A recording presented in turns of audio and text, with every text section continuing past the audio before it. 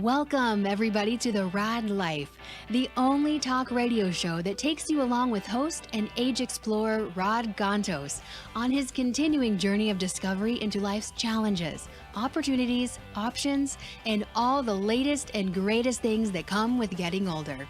The Raad Life is brought to you this week by Your Home for a Lifetime, a company dedicated to empowering you to stay safely, independently, and comfortably in your own home. And now here is your host, Rad Gantos. Rad Gantos, where in the world are you? Well, you got a car behind you, and I'm in a car, and I know I'm not living in my car. Well, I don't know. You know, it was crazy times we live in here. Crazy time, crazy year, uncertainty. Yeah, for all you know, possibly.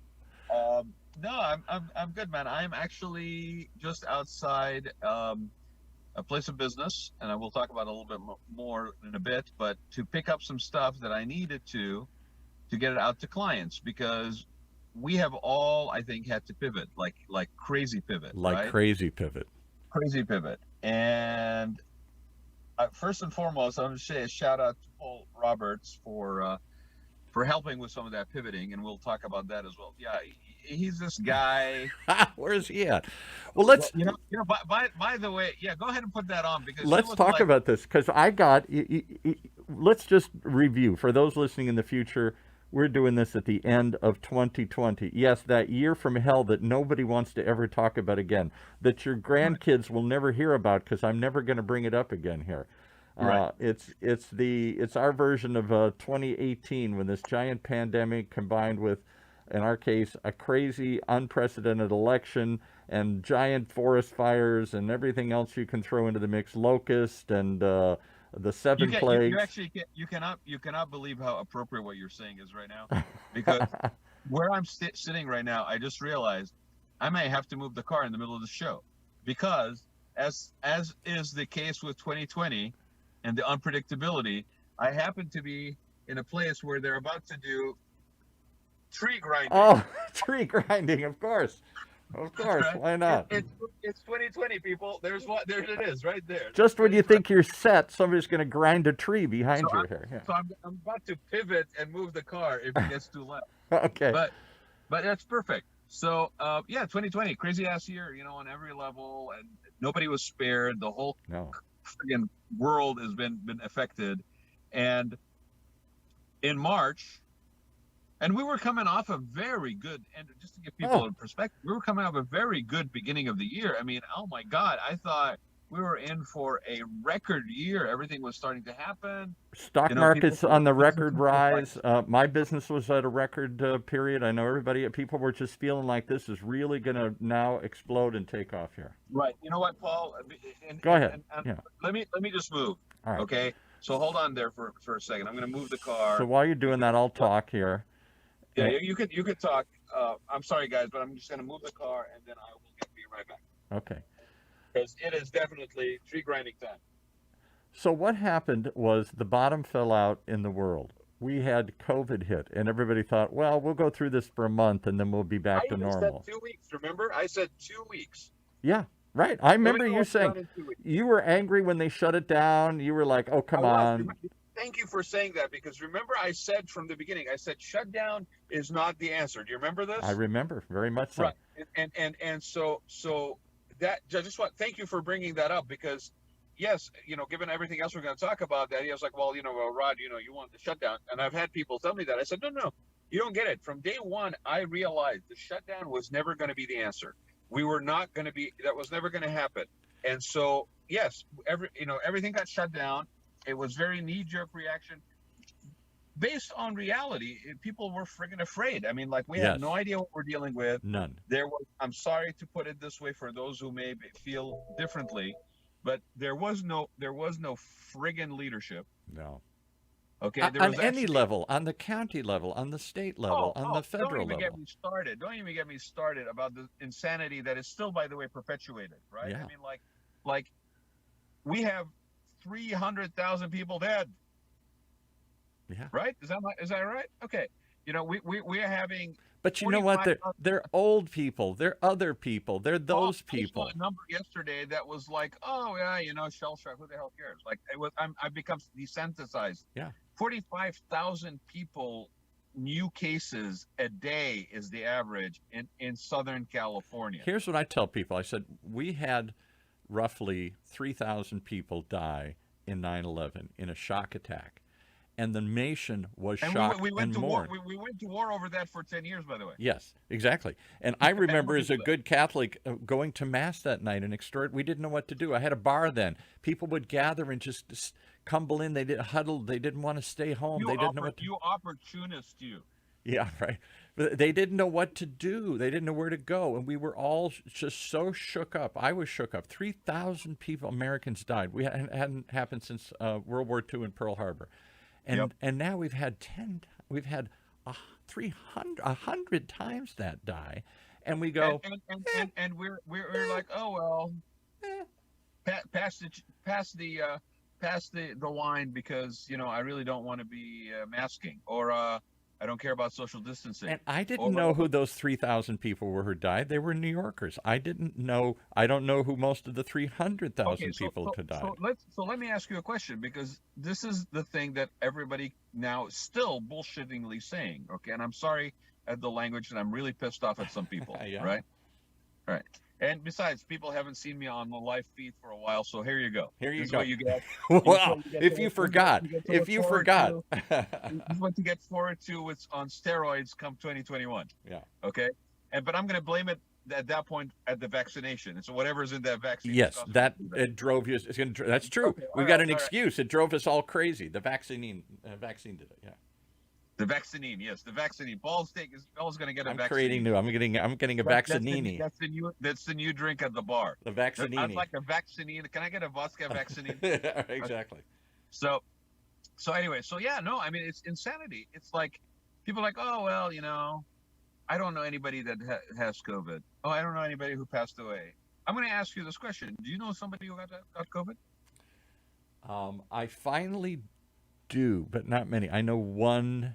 I knew one relative back east had it, and I now have one person in my sort of secondary circle of people have Well, it. I got to tell you, I knew people within the first few months. Yeah, I didn't. That got it. And I know a lot of people overseas too. So I knew people that were international, that were overseas, that got it very early on. Mm-hmm. I also knew people that were really terrified because they have elder parents, like I do with my dad. Yeah, right. And my mom at the time, that we were very terrified. Like, even if we could basically withstand it, the risk factor, the irresponsibility that we could expose a loved one to it was just a little too much risk to take. Right? And yes, we had lack of information. We had misinformation. We had a lack of leadership. All of that, in my opinion, compounded the insane effect and overkill that we went to, right? Had we had that at the beginning, we may have been able to isolate differently. We may have been able to have leadership that guided us to take responsible action, okay, instead of everybody basically just politicizing for the best purpose of personal gain, right, what they were doing and how they were advising this thing.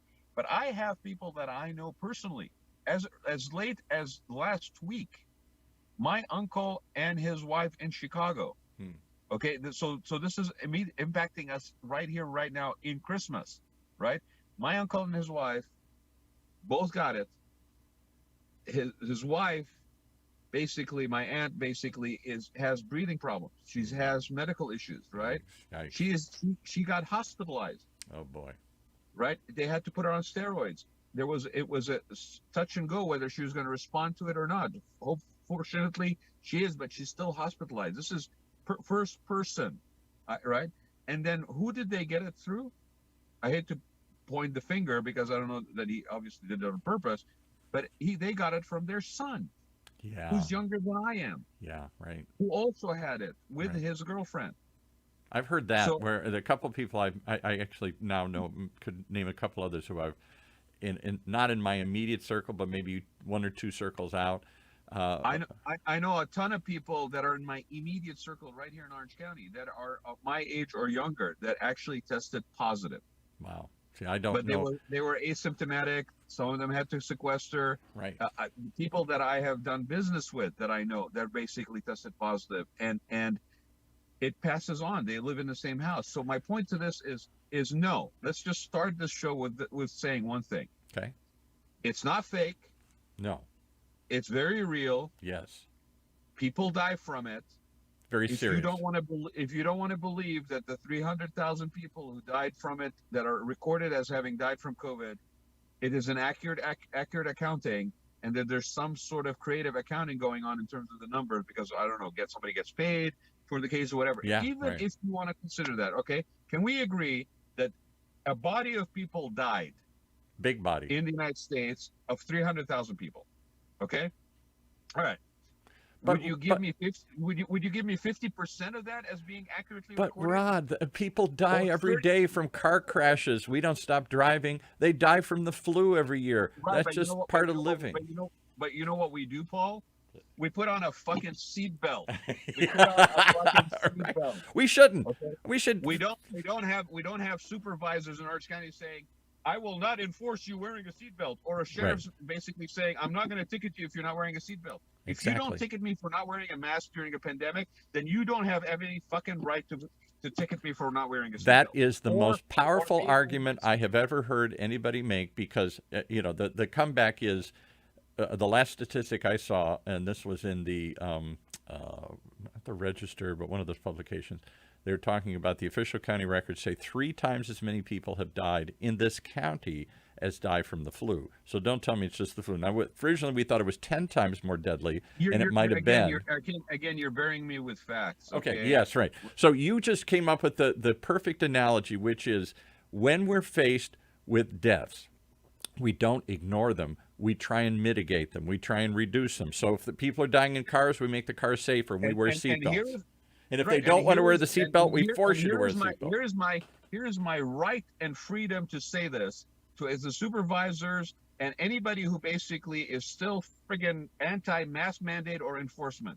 Okay, these are people that are in positions to protect and serve. Okay, if you're not gonna enforce a mask mandate, if you're not gonna fine me, thank you, City of Costa Mesa, for having the balls to stand up and fine people $100 they're not wearing a mask. Okay, shout out to Katrina Foley, who's mayor there, for actually pushing that. Shout out for Lucy Dunn at the Orange County Business Council for actually pushing on the mask and connecting the dots between mask wearing and good business. Right, because it means this place is safe. Means I can go in and spend money. It means yes, you can stay in business. But those people who are basically saying, "Well, I'm not going to enforce this because it's freedom." Well, guess what? If you are not going to enforce me not wearing a mask, then you cannot enforce me not wearing a belt or me being on a cell phone. Because if you think those endanger myself and other people, guess what? Not wearing a mask does the same. Period. The most powerful argument, I've never heard anybody connect those two dots. When we were forced with an increase in car deaths, we forced the car companies to make them safer. They didn't want to. And the cars cost more. Then we forced people to wear seatbelts. And when they didn't, we fined them. And then we kept talking on the cell phone, we fined them, because we know that reduces the amount of death. Doesn't stop it. There's a risk to driving a car. There's a risk to living. A certain number of people will catch diseases and die anywhere. But we can mitigate it. We can limit the damage. If we don't voluntarily do it, we got to force people to do it. Absolutely. There's no friggin' argument. I mean, if you are going to even try that, just shut the hell up, because you have no basis. No. Okay? Just stop. Stop making an idiot of yourself, because you are being an idiot when you say that. When that comes out of your mouth, it's not credibility. It's not freedom. It's not wrapping yourself in the flag. You're being a friggin' moron. Okay? So stop doing that. But we got a lot of morons. Michelle Steele, the supervisors, anti-masking, others, And you know what, Paul? COVID has given me the opportunity to cut those fucking morons out of my life. I don't need you anywhere near me, because you are too stupid to survive in a wilderness environment. Okay, you don't know what sensible behavior is. You are basically so wrapped up with your freedoms and rights that you have abdicated the component that is integral to that, which is personal responsibility and accountability. And when I was growing up as a kid, one of the Republican core values that was driven into me as a suburban Republican kid was personal responsibility. that you have an obligation to take responsibility, not just for your own safety, but for the world around. This is, Yes. and so you were supposed to. That's why they'd say, you got to have insurance and you got to do things here. Why are we forced to have car insurance? Because people are irresponsible, so we have to force them. I don't want car insurance. I don't want health. I don't want health insurance. I don't want car insurance. I don't want to wear a seatbelt. I don't want to wear a helmet when I drive around. I don't want to do any of it. But I have a responsibility to myself and to others. Did we lose you there? I think we lost the connection here. Well, Raad Gantos is on a rage, ladies and gentlemen, here. He's ready to ramp up. Let's see if we can get him to come back. If not, we'll play a quick commercial here, and we'll continue the conversation here as the Raad Life rages on right here in Orange County's only community radio station, octalkradio.net.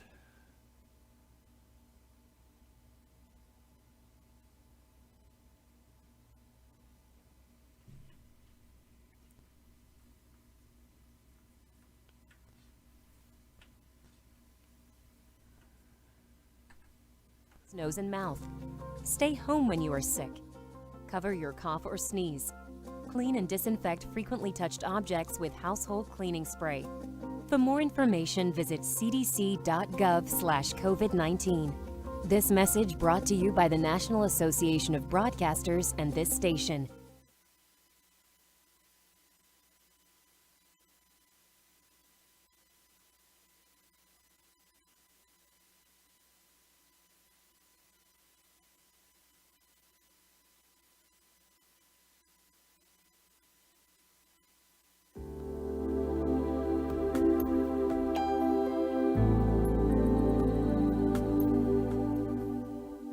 John Asher of Asher Strategies wants to remind Coming you back in, to is he consider going to making a join difference us again here? and helping the woundedwarriorproject.org. Raad Gantos, are you there? Oh, let's try it again. You there? It's back. See, you got so. I was censored by the deep state. You were the deep state. Well, every time you get on a rant, you lose the connection. There's got to be a connection to that. I'm telling you, this is the one time of the year when I basically totally lose my shit, and basically they just deep stated me. Okay, so what I was saying is, even if, let's just bring it back down a little bit, right? You don't just stop being an idiot, all right? I mean, nobody is buying your bullshit. Okay, we have had 300,000 people that have died. Okay.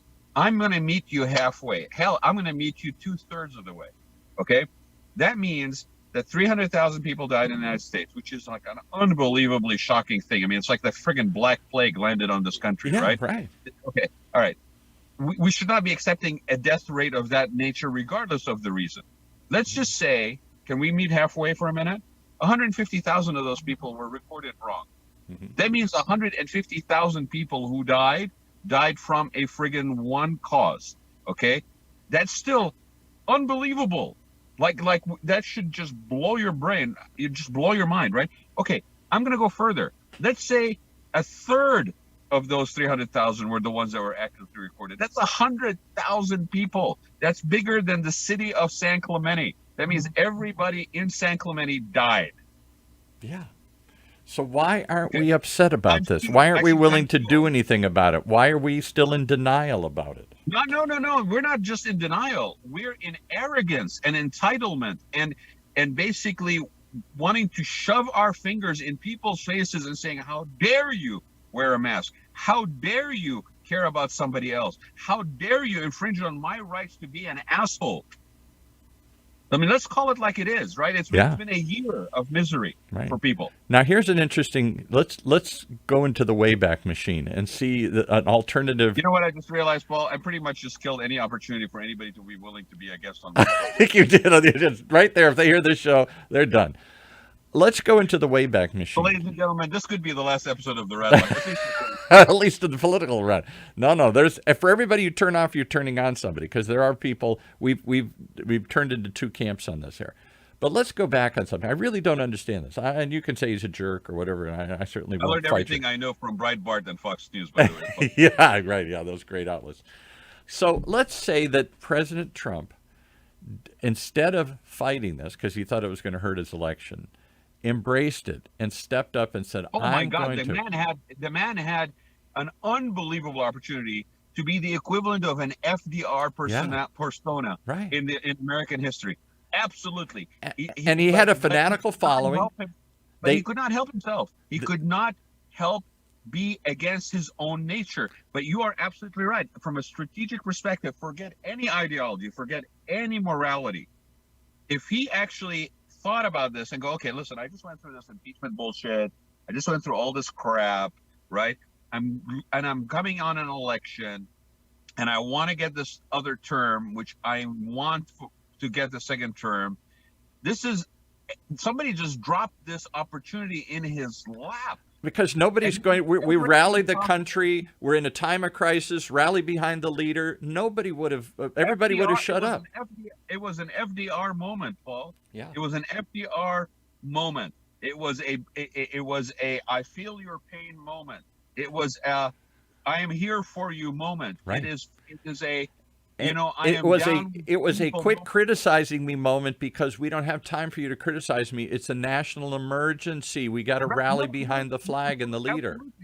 He could have nullified all the criticism, because I am here and my focus is this, and everything else is on the back burner right now. Okay, it was a take off my sport coat, roll up my sleeve, and I am with the people. It is I am walking the line. I am feeling your And pain think moment. about the three things that matter to And he him. blew it. So, And he blew it. number one, he has a fanatical hold over people that we still can't understand. I talk about it all the time. My cousins, my friends, my family stuff. It is a cult-like hold. Whatever he tells them, they will believe. And that's not an overstatement. They really do believe it. They think he's the only voice of reason. That power of charisma could have been used. And I again will Exactly. say, He it's could not a have morality in the right to do the right thing, but to do the right thing for him would Right. have been Exactly. to monopolize this opportunity like anybody with half a branding brain would have done. Right. So he could have, his followers wouldn't have pushed back. They would have, just like farmers. Look at, here's a perfect example. I know a lot of farmers in my family and stuff in the Midwest, and he's killed farms. I mean, this whole idea of this fight with China. I've spent a lot of time in Wisconsin and Idaho and Iowa.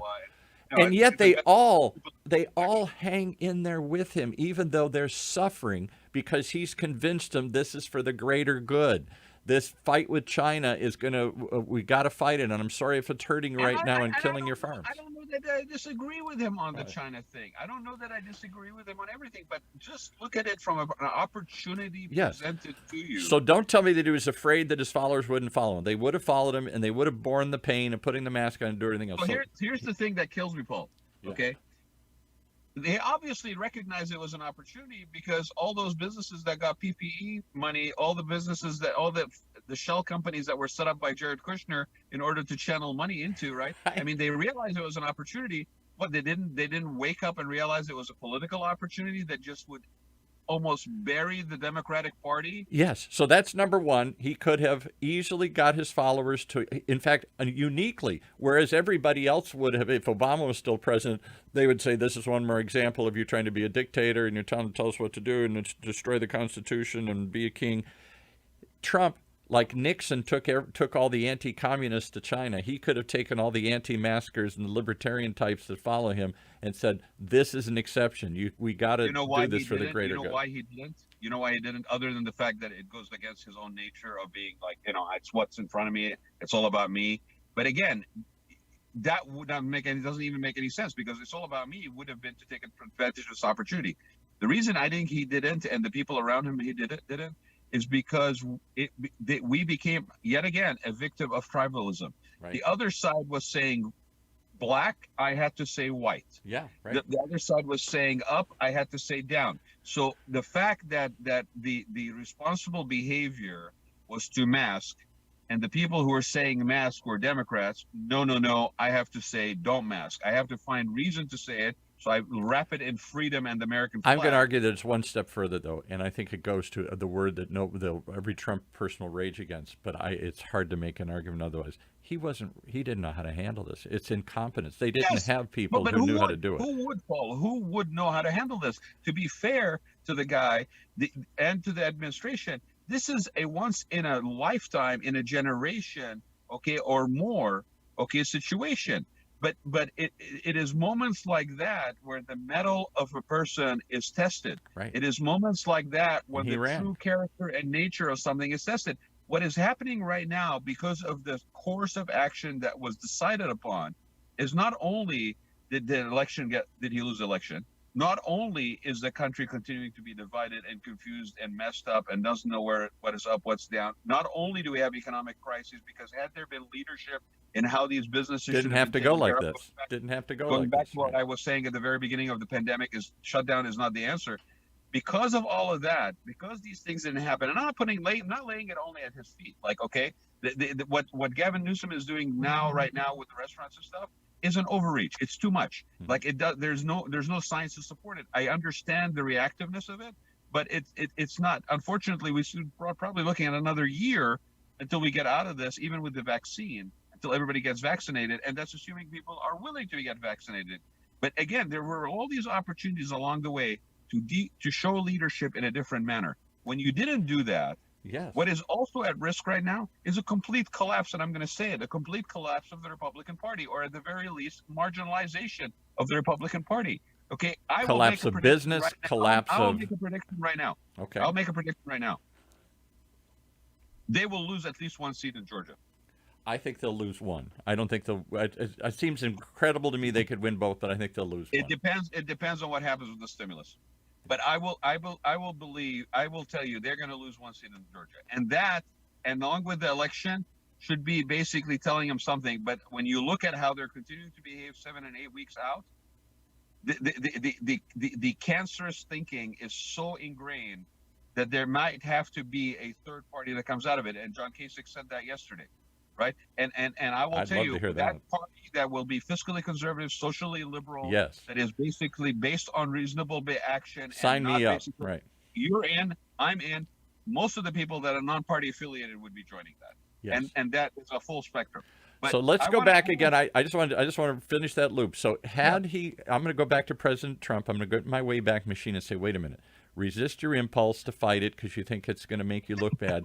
You're like that ad with the guy that basically the business consultancy firm where he shows up in between the shelves and he's like, "Hey, I am you from the future." Exactly. And I'm telling you, no. So I'm going to show up and I'm going to say, "Listen, this is the greatest opportunity for a showman like you to put on a show. Number one, you're a wartime president. Everybody has to stop criticizing you and rally behind you. 2, your followers only you can get these people to put masks on. Nobody else is going to get them to put masks on and to sacrifice their personal liberty, but you can because you've already shown them. You got the farmers to do it and others to do it for the greater good.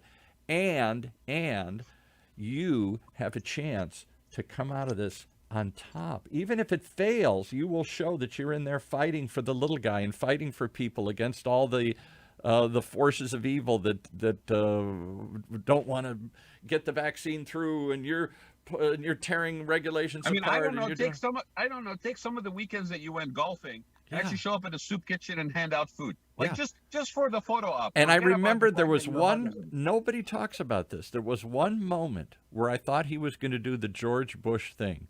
George Bush stood up at the World Trade Center and said, "I hear your voices, and we're going to make people pay. We're going to do this." And I, even though I was not a George Bush fan, said, "I'm going to give the guy a chance."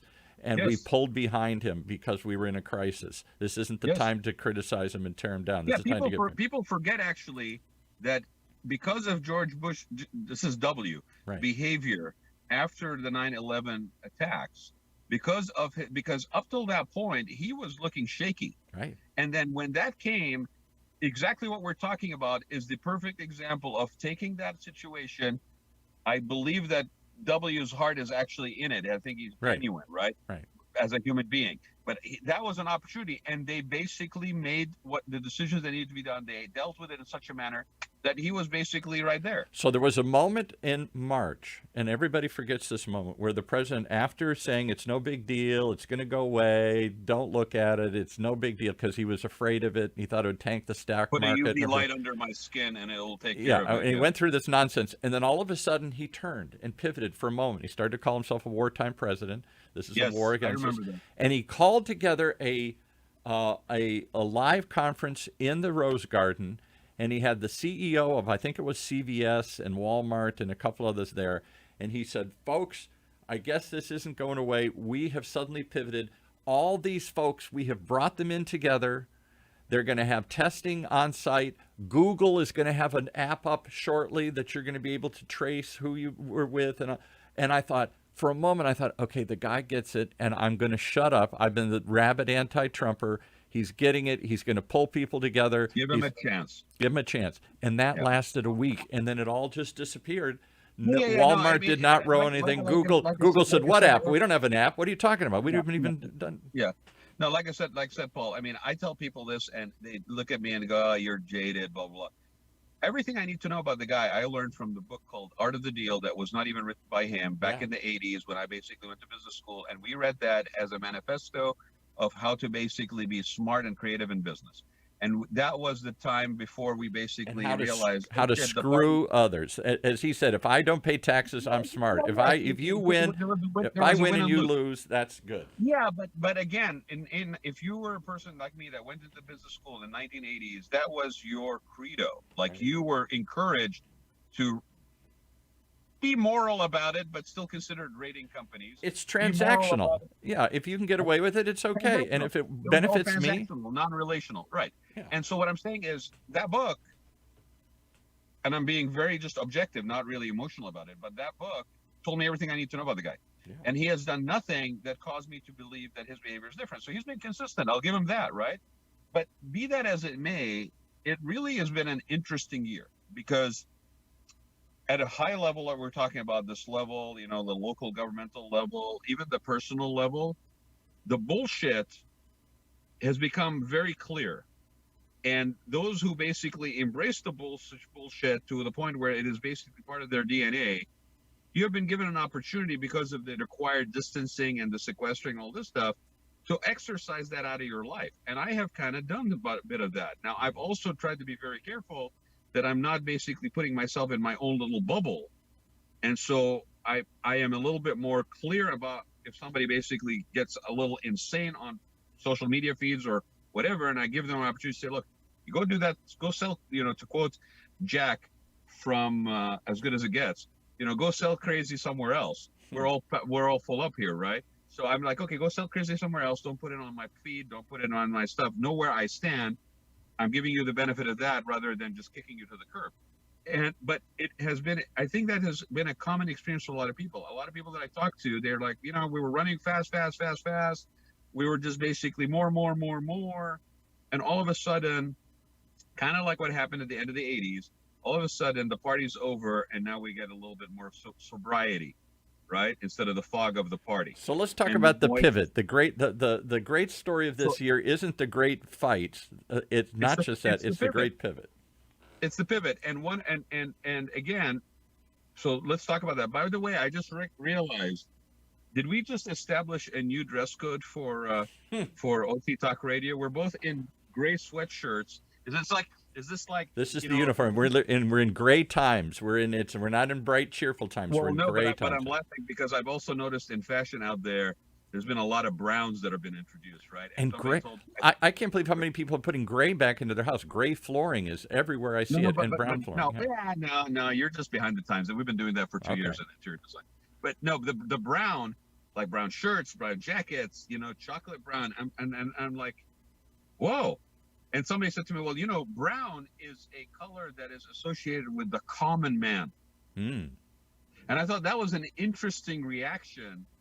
Maybe it's happenstance, maybe it's a purposeful, whatever, but that there's a little bit more of a plebeian approach. Yes. Versus this esoteric, elevated, because we hate the elites, yeah. If you're wearing a custom suit or not, you're friggin' sitting behind Zoom, right? Yes. I mean, our lives have changed such that, I mean, I'm not, but I could be wearing boxer shorts right here. I suspect you are. I don't usually drive around in my briefs, but so don't. That's an interesting point because it brings us all down to a common level when you're on Zoom. There is no premier Zoom that people are paying where I've got 80 million lights behind me and 12 cameras on me and makeup and everything else. No, we're all looking like ordinary people on Zoom. And you and I on the production side have lived this. Right. Like we realized but whether by accident or by development of things or whatever, out of necessity, that we have a lot more latitude and control over doing things without the traditional infrastructure Right. that we thought was absolutely necessary, right? Right. So,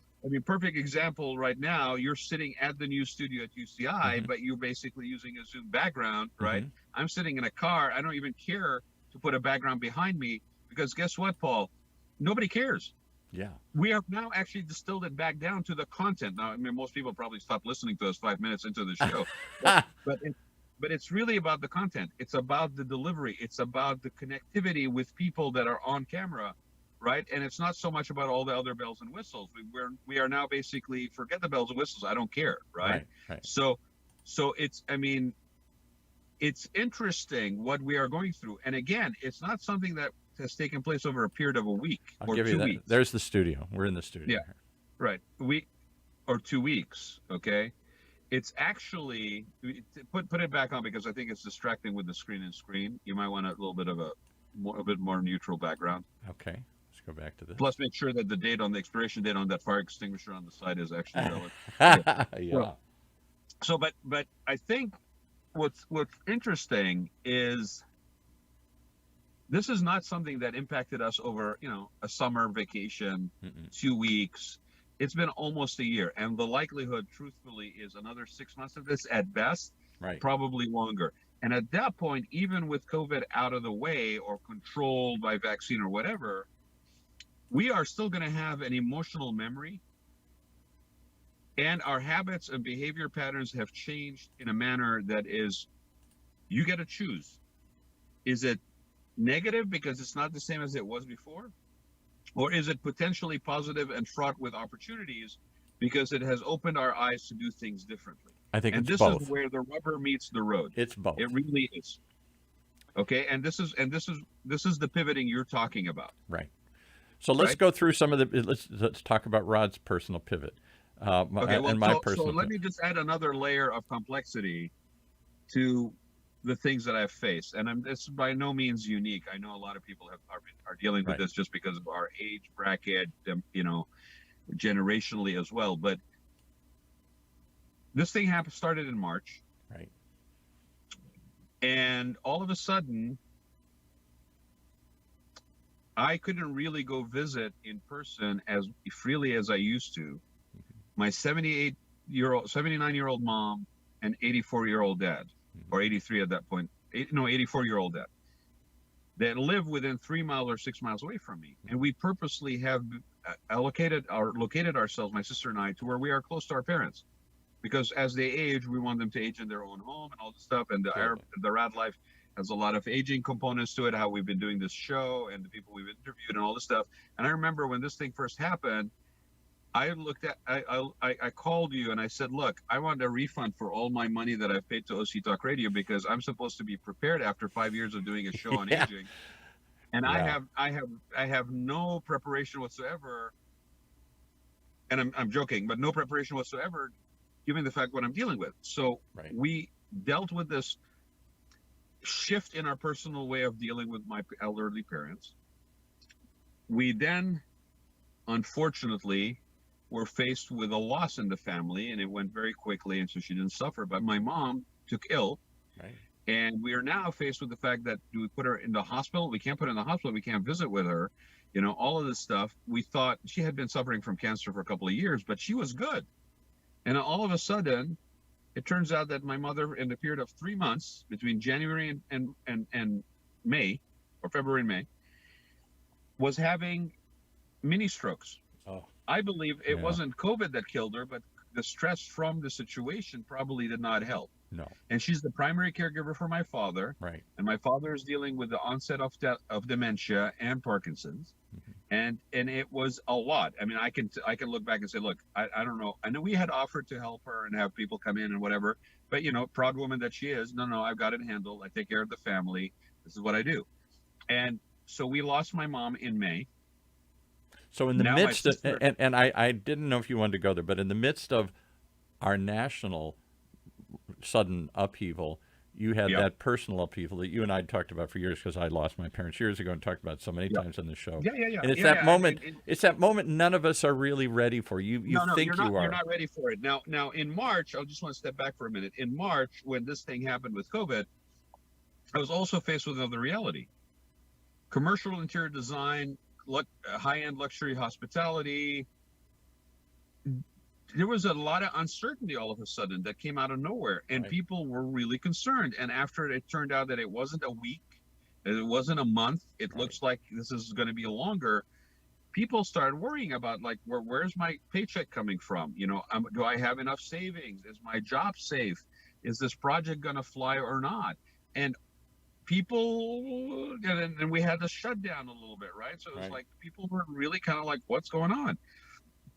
I didn't feel right that I would continue to basically promote business to say, hey, listen, Paul, I know you don't know whether your paycheck is coming in next month or not, Right. but I think you need to renovate your living room and have me sell you a whole bunch of furniture. Yeah. Or let's build that additional dwelling unit in the back of your house. It's time for a room addition. I didn't feel right doing that, right? So at the same time, I also found myself disconnected from everybody because we were sequestered. So you're talking about a maybe variety of that's disconnections. Suddenly we're forced to be apart. Suddenly people are questioning whether or not they're going to make improvements and do all these projects or put everything on hold. And No, suddenly, this was even before. This was way before that. People weren't even thinking, I need to homeschool my kids. I Yeah, need to basically right. turn a home office into. No. We were in limbo. We're going to come out of this. We're floating in the lifeboat because we were fortunate enough to find ourselves in a lifeboat. But is that lifeboat going to hold us over an extended period of time? Am I going to start seeing leaks between the seams? I had no idea. And again, no leadership telling me, be calm, everything is fine. Not even the captain of the fucking Titanic playing music while I'm basically drifting. No, yeah. There was nothing. Right. In fact, if anything, there was scaring. And in people fact, were like, don't scare me. let's go back to the one moment that scared me when the county of Orange, I remember you and I were talking, the building I was in, an office tower, and suddenly Yep. the county of Orange said everybody has to shut down tomorrow. Yep. And you freaked Yep. out, and we all freaked out, like, what? And then it quickly found out, well, I'm a radio station, maybe I'm immune and all this other stuff. We vital laughed, stuff. right? We Yeah. laughed that my work being construction through the interior design and doing the podcast. And I remember telling my mom, God rest her soul, I said, hey, listen, you remember I've been telling you all my life that I'm essential.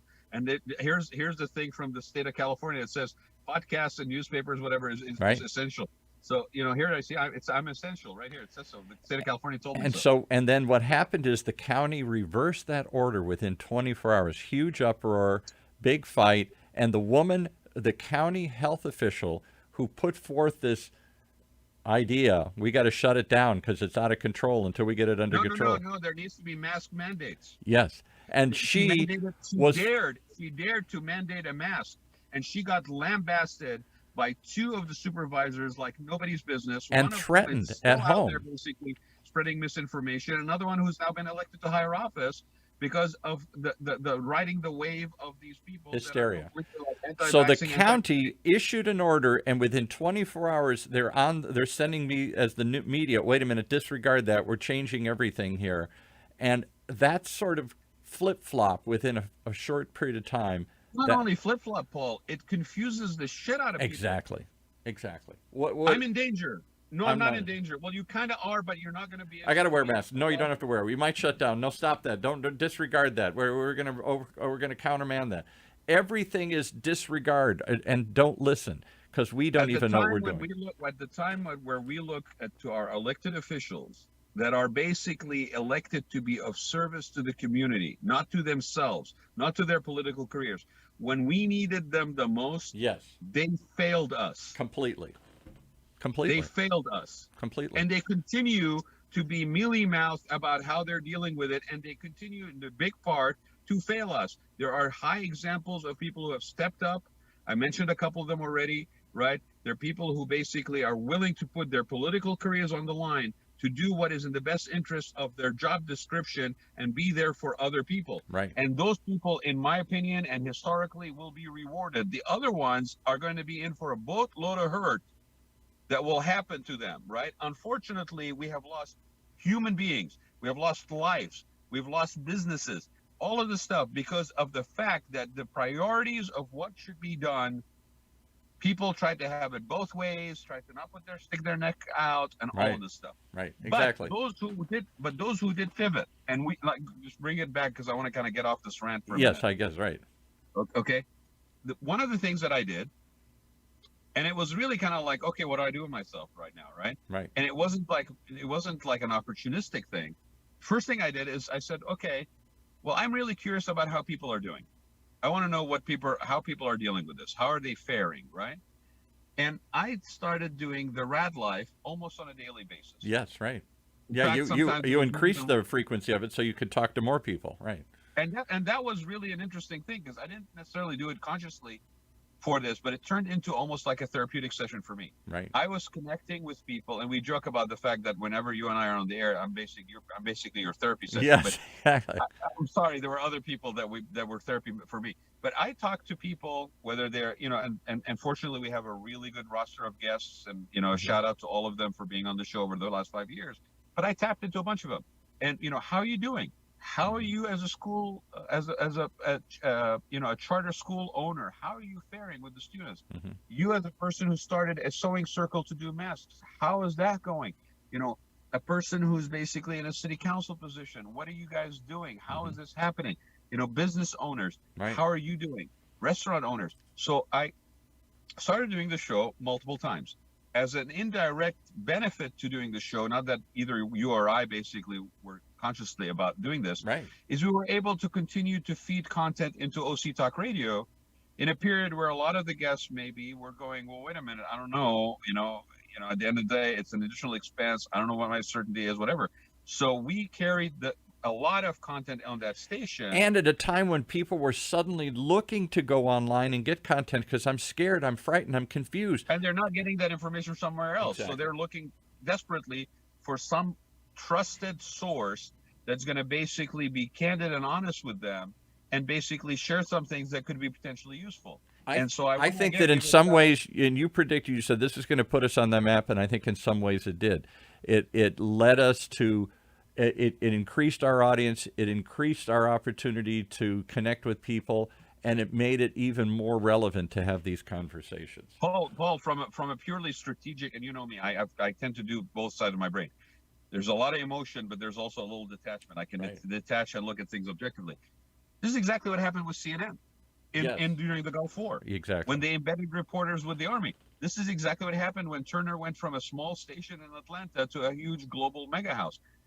Not saying that that's happening to Osage County and bigger than our own pond, but yes, people were desperate for information and they needed a source to be trusted. And they looked around and they were getting biased messages and ones that were motivated by self-interest or political interest or self-gain or whatever. And they're like, I just want somebody to tell me what I need to do, that I can trust, that I can hold on to. Don't abandon me during these times. Don't leave me on my own here. We launched a couple new shows. We did the show with Dr. Trin, who's with Alzheimer's and whatnot. Yes. And his show has taken off. Your show continues to find an audience. And then out of that, what I found fascinating is you came up with another business model to form a production company. And we embraced it and we said, let's be part of that. And where we can get more common voices on. Maybe they aren't people who can afford to come in the studio or need all this, but let's democratize it. Let's find ways to get even more voices on the air and on the station. You know how that transpired. I mean, Golden Seal Productions was something that we were toying with, and we're kind of doing a bit of other shows. Right. And trying to expand it, which I think is a natural evolution after doing a show for 5 years. Right. What else can you do? And people start asking you like, well, how do you do this? And you're like, wait a minute, there's a right way and a wrong way to do it. You could really screw yourself over, back yourself into a corner. 6 months later, you go, what the hell am I do now? Right. So let's help you strategize that. But that was all it was. What was happening when I was interviewing people is I was actually finding out that there were people that had a voice that really deserved to have a stage. Mm-hmm. More than an interview, more than a one-time. Right, but not only that, but they themselves have a voice that maybe, again, looking at back up, how my transition to this thing was very organic, and it was like a lark, and let's do it, and here we are 5 years later. Right. I could see the potential in some of these people that had an authentic voice. They had a message that they could share, they had the ability to be a funnel for other people, a filter for other people that would be a beneficial content development, right? And you know me, and you and I have been talking we about have it a for platform here now that's expanded. We've got a following on social media. We got a following in YouTube. We got a following on the right. station and the live. So we could add, and we're always looking for more content. So is there another level, not the traditional? And I've got two that are technically in production, in pre-production right now. That will one of them that will launch basically at the beginning of the year, and the other one. And again, the format that I approach is not over controlled. Like Right. the approach that we've been doing, and again, I put out the word to people. If you're interested in doing something like that, reach out to Paul or I, Right. goldensealproductions.com or OC Talk Radio, and let's talk to you about it, because we don't want you to lose the opportunity of actually doing this right and seeing where journey will take you. That's part of the joy of doing this. But you know, we have Martina Kwan's daring to be. Fascinating show. Right. I've watched a numerous on Right. YouTube here. And this is a lady that I know from undergrad. You know, she became a race car driver at the age of 50. She's a businesswoman and fully accomplished in her own right. She just started a performance driving school with her boyfriend at Willow Springs, right? I mean, it was a woman empowerment show, but it had a different voice to it. And her background is Eurasian. You know, she just interviewed somebody. We're going to be posting it today or tomorrow. She just interviewed somebody who was a former downhill Olympic skier. Wow. Right. We had a person the other day that was another junior Olympian.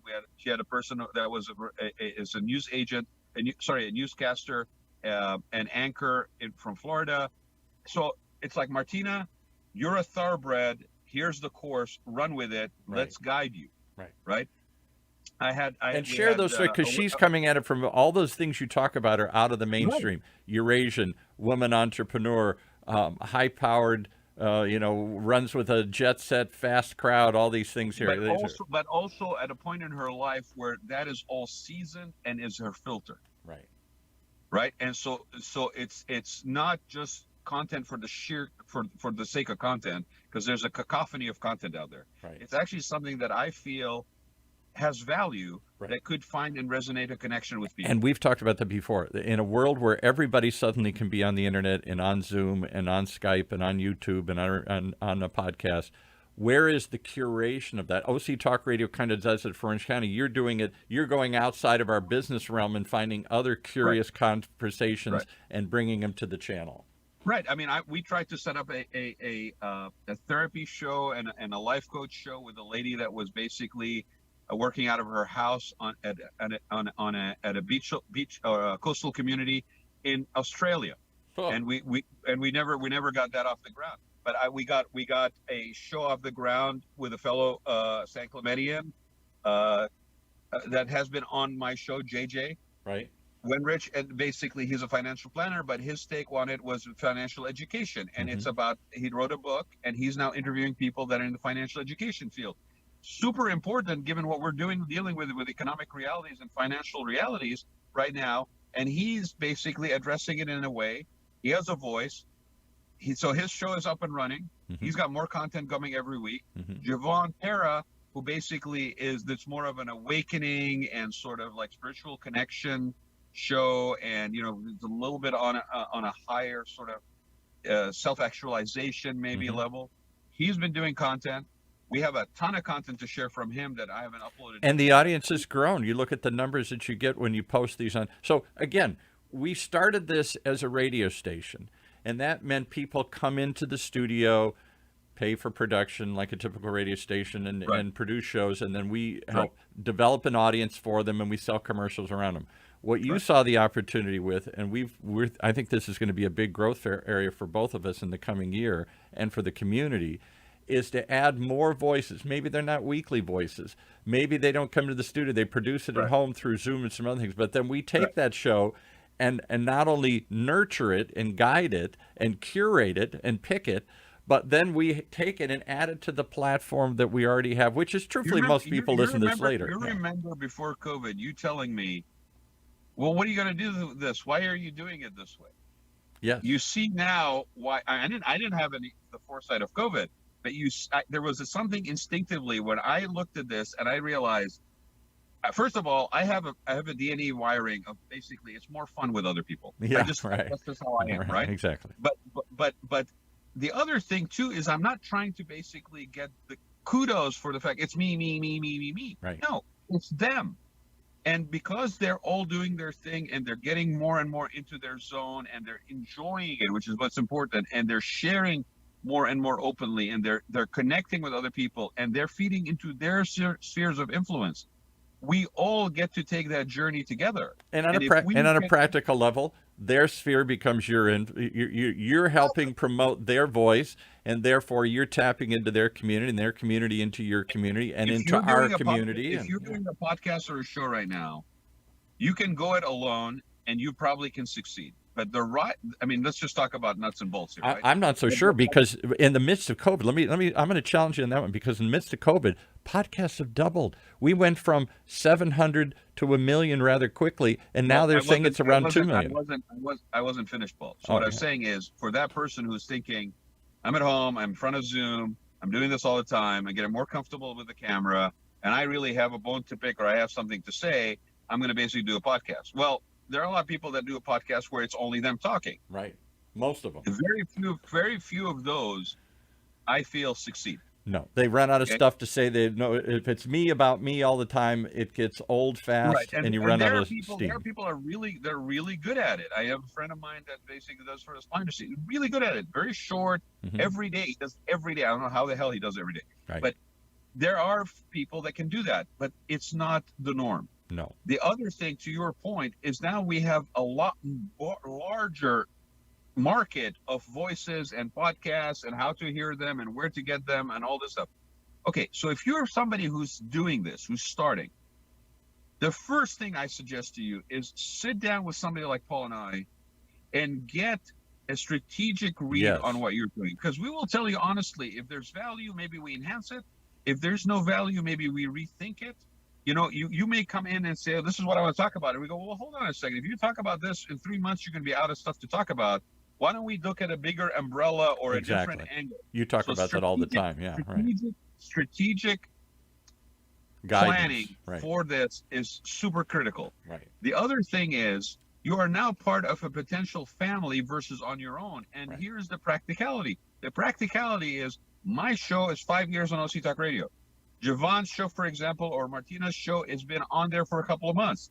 But because of the affiliation, you are able to tap into a larger circle of audience that's going to OC Talk Radio or to Golden Seal Productions for quality content they can count on. We are the Huffington Post. We have selected, in the same way they selected blogs, we're either developing our own podcasts or we're selecting podcasts and curating it and promoting it for the common good and a bigger audience and a bigger impact. And don't get me wrong, you might have something to say, but it might be that what you should be considering is doing a short series of once or twice a month for a period of 3 months, because that's what you need. Maybe it's a seasonal thing where you come in and do it, right? Exactly. There is a way to find a niche for you, but you have to basically think about what benefit you get from actually sharing that with somebody like Paul and I and talking it through before you proceed. Because it's also not one size fits all. It could be once a month. It could be twice a month. It could be every day. It could be. And until you came along, I let me just congratulate you, because until you came along and really said, I'm going to jump into this field, even if I don't make any money in the beginning, I'm going to start this off and see where it goes. Wait, you're supposed to make money in it?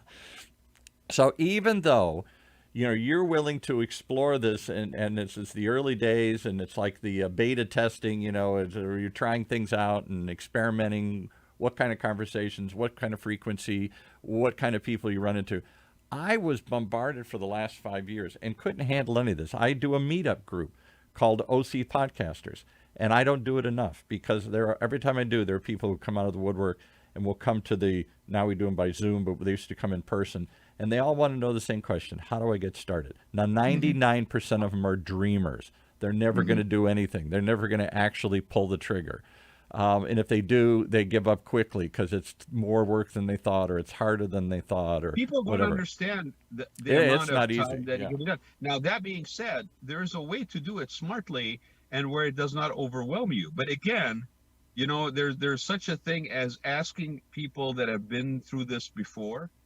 And if you talk to the right person that basically still shows promise and can see the benefits for someone who's jaded and burned out, you're going to get the message that they have. So be careful also who Yes. you talk to when you're about to do this. So I was going to say, and I don't do enough with it. We've got hundreds of people who ostensibly join this meetup group, and they all come to one or two meetups, and then they fizzle out, and I don't follow through because I didn't have a plan or purpose. My mind's at a higher level. If I'm going after businesses who are trying to, meet people and show themselves to be thought leaders and turn that into leads and turn that into conversations or turn that into content. Are you telling me that you were following a traditional business model, and because of COVID and me being a burr under your saddle, you actually had to pivot? Yes. Wow. Well, hold on a second. Hold on. So, in fact, I've had a couple of people come to me of late and say, because of the technology, we've all run Adapt, Facebook and stuff. No, it doesn't look good. Maybe sound is good and everything else. But here's what I want to do. Well, I'm looking for more of a personal passion story. I'm looking for a hobby. I'm looking for something I believe in. And this isn't something I'm going to do to necessarily promote my business. And therefore, it's a business expense that I can factor in. This is how do I get into the conversation? And I'm like, well, I'm developing business shows by and large, and this is a way for them to connect with their audience and communicate with their audience and create content and SEO. 949-212-8299. Call me. Don't bug Paul. Yeah. I'll take care of it. So I was dropping a lot of these people and saying, when you get, I can't help you. I have a platform though that reaches people and has a following because we have a community of business shows, and we aspire to be a community radio station, not just a collection of business shows. So how do we get more community voices in there? That's been the Raad Life's beauty of you bring politicians in and other things, that not necessarily because you're going to profit from it, but because you, as an influencer, as somebody who's interested and wants to have their finger on the pulse. And yes, it filters down, and you find other ways. Like we'll talk about your mask company grew out of this, and some other things. When we started the show, it was supposed to be a show about aging and the journey of aging, and it was really focused on that. And very quickly it pivoted. And I want to give a shout out to Carrie Kasem, because her very organic format as my first guest. Okay. I guess it's in her blood from her father. Casey Kasem's daughter, for those of you who don't know. Casey Kasem's daughter. Yeah. So shout out to Carrie, and she's an awesome broadcaster and radio personality and podcast personality in her own right. But she set the tone for it being an organic format, and so it easily kind of transitioned from being a focus on aging and a journey of aging. And I think when you said you're an age explorer, I'm like, okay, I'm not an age explorer. I'm just interviewing people that are in the aging industry. But then it became my journey of aging. Exactly. And then you let me tell about my journey in there, and my parents' journey and my aunt's journey and all that. You opened it up to others' journeys, and other people came in. It was it's your journey, and your journey is not unique. We're all going through this journey together, and now we're going through this journey of pivoting in COVID, and that becomes part of the story too. That I think, Paul, is really the common thread in a lot of the shows that we're developing or have developed. Yes, is that it is that person's journey, and we're going along for that journey. And it is always, I mean, if you come to me and you say, okay, it's all about me, and I want to always be about me, and also, guess what? I appreciate that's your point. It doesn't fit with my model. My model is where that person that is the host is the foil, is the filter that I am filtering through. I'm tapping into that show to see their perspective as they engage with this person. It's a very Larry King approach. It's a prism. I'm looking at life through their eyes. I'm looking at life through their experience, through their lens. Right. Through their lens. Okay, so pivoting. So let's just finish right here with OC Talk Radio. So that led to you exploring Golden Seal Productions and bringing in other more personal journey stories that didn't fit but our then, usual to be format. honest, there was something else that happened, and it's kind of funny because it reminds me of a story of I basically, donated monies to the Obama campaign first time around, and how that started is basically at that point in time, when Obama first started his campaign, I wanted a T-shirt for the campaign, and I couldn't get a T-shirt. I couldn't get a T-shirt.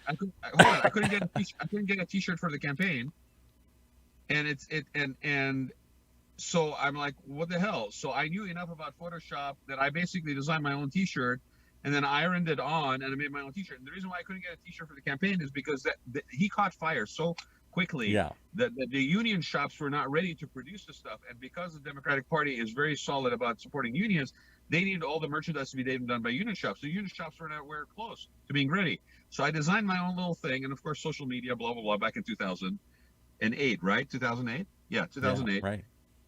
I basically put it out like, hey, anybody else want a T-shirt? Call me or contact me. I'll send you the file. It's already in reverse. Here's the thing you go buy from Office Depot or Staples that is an Avery package number, blah blah blah blah blah.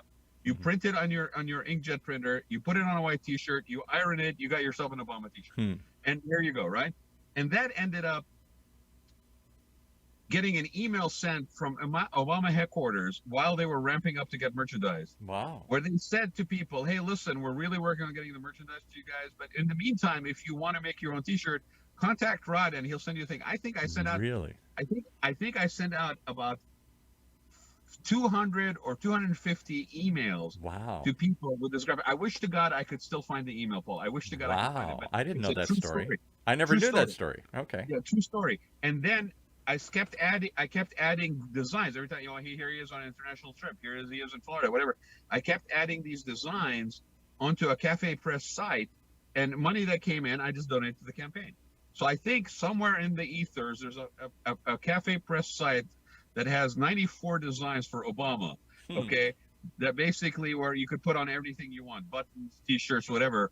But that is very funny, and I'm sharing the story why, because here we are in March of 2020, and I'm looking around, and we're all scared, and I can't get freaking toilet paper, and I can't find masks, and I can't find sanitizers. So I'm like, okay, let me research sanitizers. Okay, I have an aloe vera plant in the back. I'm a part of the spa industry, so I have some essential oils. I need some 99%, rubbing alcohol. Wait, hold on. I have a bunch of that from when I used to use it for like burners for fondue pots. So I'll put the three together and I'll come up with my own hand sanitizer. Okay, got the hand sanitizers. Okay, what am I going to do with the toilet paper? Okay, thank God that kind of didn't last too long and I got it sorted out. But we were looking at possibly, buying a couple of the bidets that you could put on your toilets. And we even talked, and then masks. I can't get masks. Where am I going to get masks? That's the hardest one. That's the biggest shortage of all. And I'm talking to people, that are hospitals, and they're telling me about how, the minimum order for masks, speculators were basically doing $1 million minimum orders. You have to pay $500,000 in advance. Some cases, the hospitals or people are paying the deposit, never saw a mask for the life of them for their money. Yeah. There's a lot of that. A lot of ripoffs out there. Yeah. A lot of ripoffs. And so I'm like, okay. And then I ran into this lady, Stephanie Odo, who's a friend of my sister's. And Stephanie Odo is, she just recently ran for Laguna Niguel City Council, but she had been on a city council in Florida. Right. And at that point in time, she was not, all she did is she set up a group of sewers, because her point was she was trying to figure out a way to provide masks for senior centers, for hospitals. Nobody had masks. And so these people that were sewers, at one point she had something like 600 ladies that were sewing masks. And they put out something like, at the end of this, they're still active, but when they were in the height of their activity, they put out something like 54,000 masks that were sewn by people. They submitted they would get requests. So and so would need masks. This senior center, they sent masks to the Teddy Roosevelt, the ship that was hit by the COVID. Yeah, right. Right in the Navy, through Guam. All right.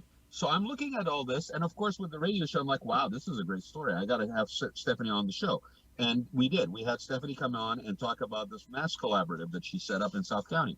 And there were other people around the country that were now basically looking to replicate that model, right? And we talk about stepping out, doing something that you feel a need for, and it catches fire. Right. So I interviewed her, talked to her about it, all of this stuff. And then I said, I would love to have a mask. So she sent me a mask that was like a fish mask thing. And I was like, because I told her I wanted leopard or animal print. She's like, well, this is the only animal print I found. It was like fishes going up and down. It's like, you know what? I love that mask. I still have it.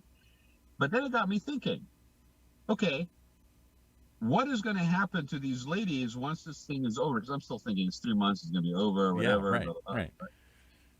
So I also was hearing from a lot of people that I know that are in the fashion industry, that are in the tailoring, custom tailoring business, that nobody was buying suits, nobody was buying shirts, nobody was buying any custom clothing. So they were all basically hurting. Right. So on a total lark, I said, hey, why don't we just let's make custom face masks. Another total lark in Rod's life. Let's do a radio show. Let's do a face mask company. Let's create a production company. Let's just see what you're like. The Mickey Rooney of. Let me go do an arts and crafts. 12 weeks for interior design at the Interior Design Institute in Newport Beach, and here we are, 94 to 2020, working as an interior designer. Right. Yes. Yes. You have captured the essence of my life. Be open. If I have to say something to anybody, is be open to where the journey will take you. Right. No decision that you make, in most cases, unless it's something that could cause you bodily injury, no decision that you make is fatal. Yeah, that's true.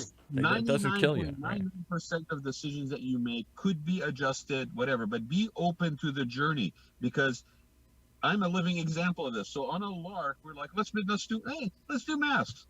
Sure. 10 days later, we got a website. Okay. We're talking to people in the fashion industry, and they're like, hey, we have all these fabrics we're not doing anything with, these remnants, whatever. So we started off with even like gifted fabrics. Mm-hmm. From one batch came from the UK, another batch came from somebody else, right? And we started doing face masks, and it was very simple. Here's the face mask. It's 2 sizes. Boom, done. We had maybe, I don't know, 15 fabrics or whatever. And the idea was, I don't want to basically make them and sell them and have carry inventory, because who the hell knows? This could be over in 2 weeks. Right. So you order it. You pick your fabric, you order it. Hey, how about a nice touch? You can get it monogrammed. You can have your initials on it. Custom. And that's it. Custom, handmade, and local in the United States, right here in Orange County, right? And then I knew full well that there might be a point where we start maybe needing to do these things for companies, like a little bit more branding element, right? Because my brain is sort of creative and marketing and all that stuff's happening at the same time. Anyway, so the thing about it is that what started off as a very small thing, and I remember that whole thing about, like, flatten the curve. Right. Well, the infection curve, right? Yeah. We got a little snippet. We'll give a shout out to Carl Schmidt, who's a reporter at Channel 7. We got a little snippet on Channel 7 about it, and we took off. I mean, and they're talking about flattening the curve, and the sales curve, Paul, is doing this. Yeah. Really. Right. Really. Yes. Between March and May, we were on fire. This is this new company. Let's give a shout out. You gave it a name. You didn't give it the Rad name. Taylor with an I, because Taylor with a Y in my mind is golf. Right. Yeah. Right. It's Taylor with an I. Taylor as in sewing. TaylorMadeFaceMask.com. Tailor-made face mask, by like a tailor. Right. A tailor shop. Tailor-made face mask, like tailoring, right? Like sewing. So right now we have 120 fabrics. What? Yes. We have holiday fabrics. We have winter. And you got fabrics. designs. You gave me this one a while ago. Which is so cool. Right after Ruth Bader Ginsburg died. Yeah. When the notorious B.I.G. died, we basically wanted to make sure, because a lot of people were looking for something to really support her. Yeah, Paul is having a problem with his green screen, but yeah. It says, fight for the things you believe in. Yes. And so we wanted to basically provide those for people, and we did it at a very low cost. Our average mask You can have it with a filter pocket, without a filter pocket. You can have it monogrammed. It basically starts at $25, but there's always a promotional code somewhere that gives you a discount on the site, right, that you can use. And it went gangbusters. And all of a sudden we're like, wait a minute, 7 to 10 days, we're going to fill these orders. Because the other thing too is, even though what we were trying to do was provide an appealing way to use something that we were basically fighting against needing to change our lives to use. So make it a little bit more fashionable, have a little bit more control over it, have a little bit more freedom in selecting what it looks like, personalize it, right? Not this, then, not the hospital mask look anymore here. Let's hold that up for a minute, Paul, too, because here's the other thing. Disposable masks, which are still being used in volume. Right. We got a box of them here for guests that come in. Yeah, right. Disposable masks have a hidden problem that we are not even consciously aware of fully, but it's happening and has been happening. And think about the impact of it being that we've been using disposable masks for a year. They're all ending up in the ocean, in the parking lot, in the landfills. Yeah. Disposable masks are an environmental crisis that is not getting attention because there's other things like COVID. That's where we're focused on.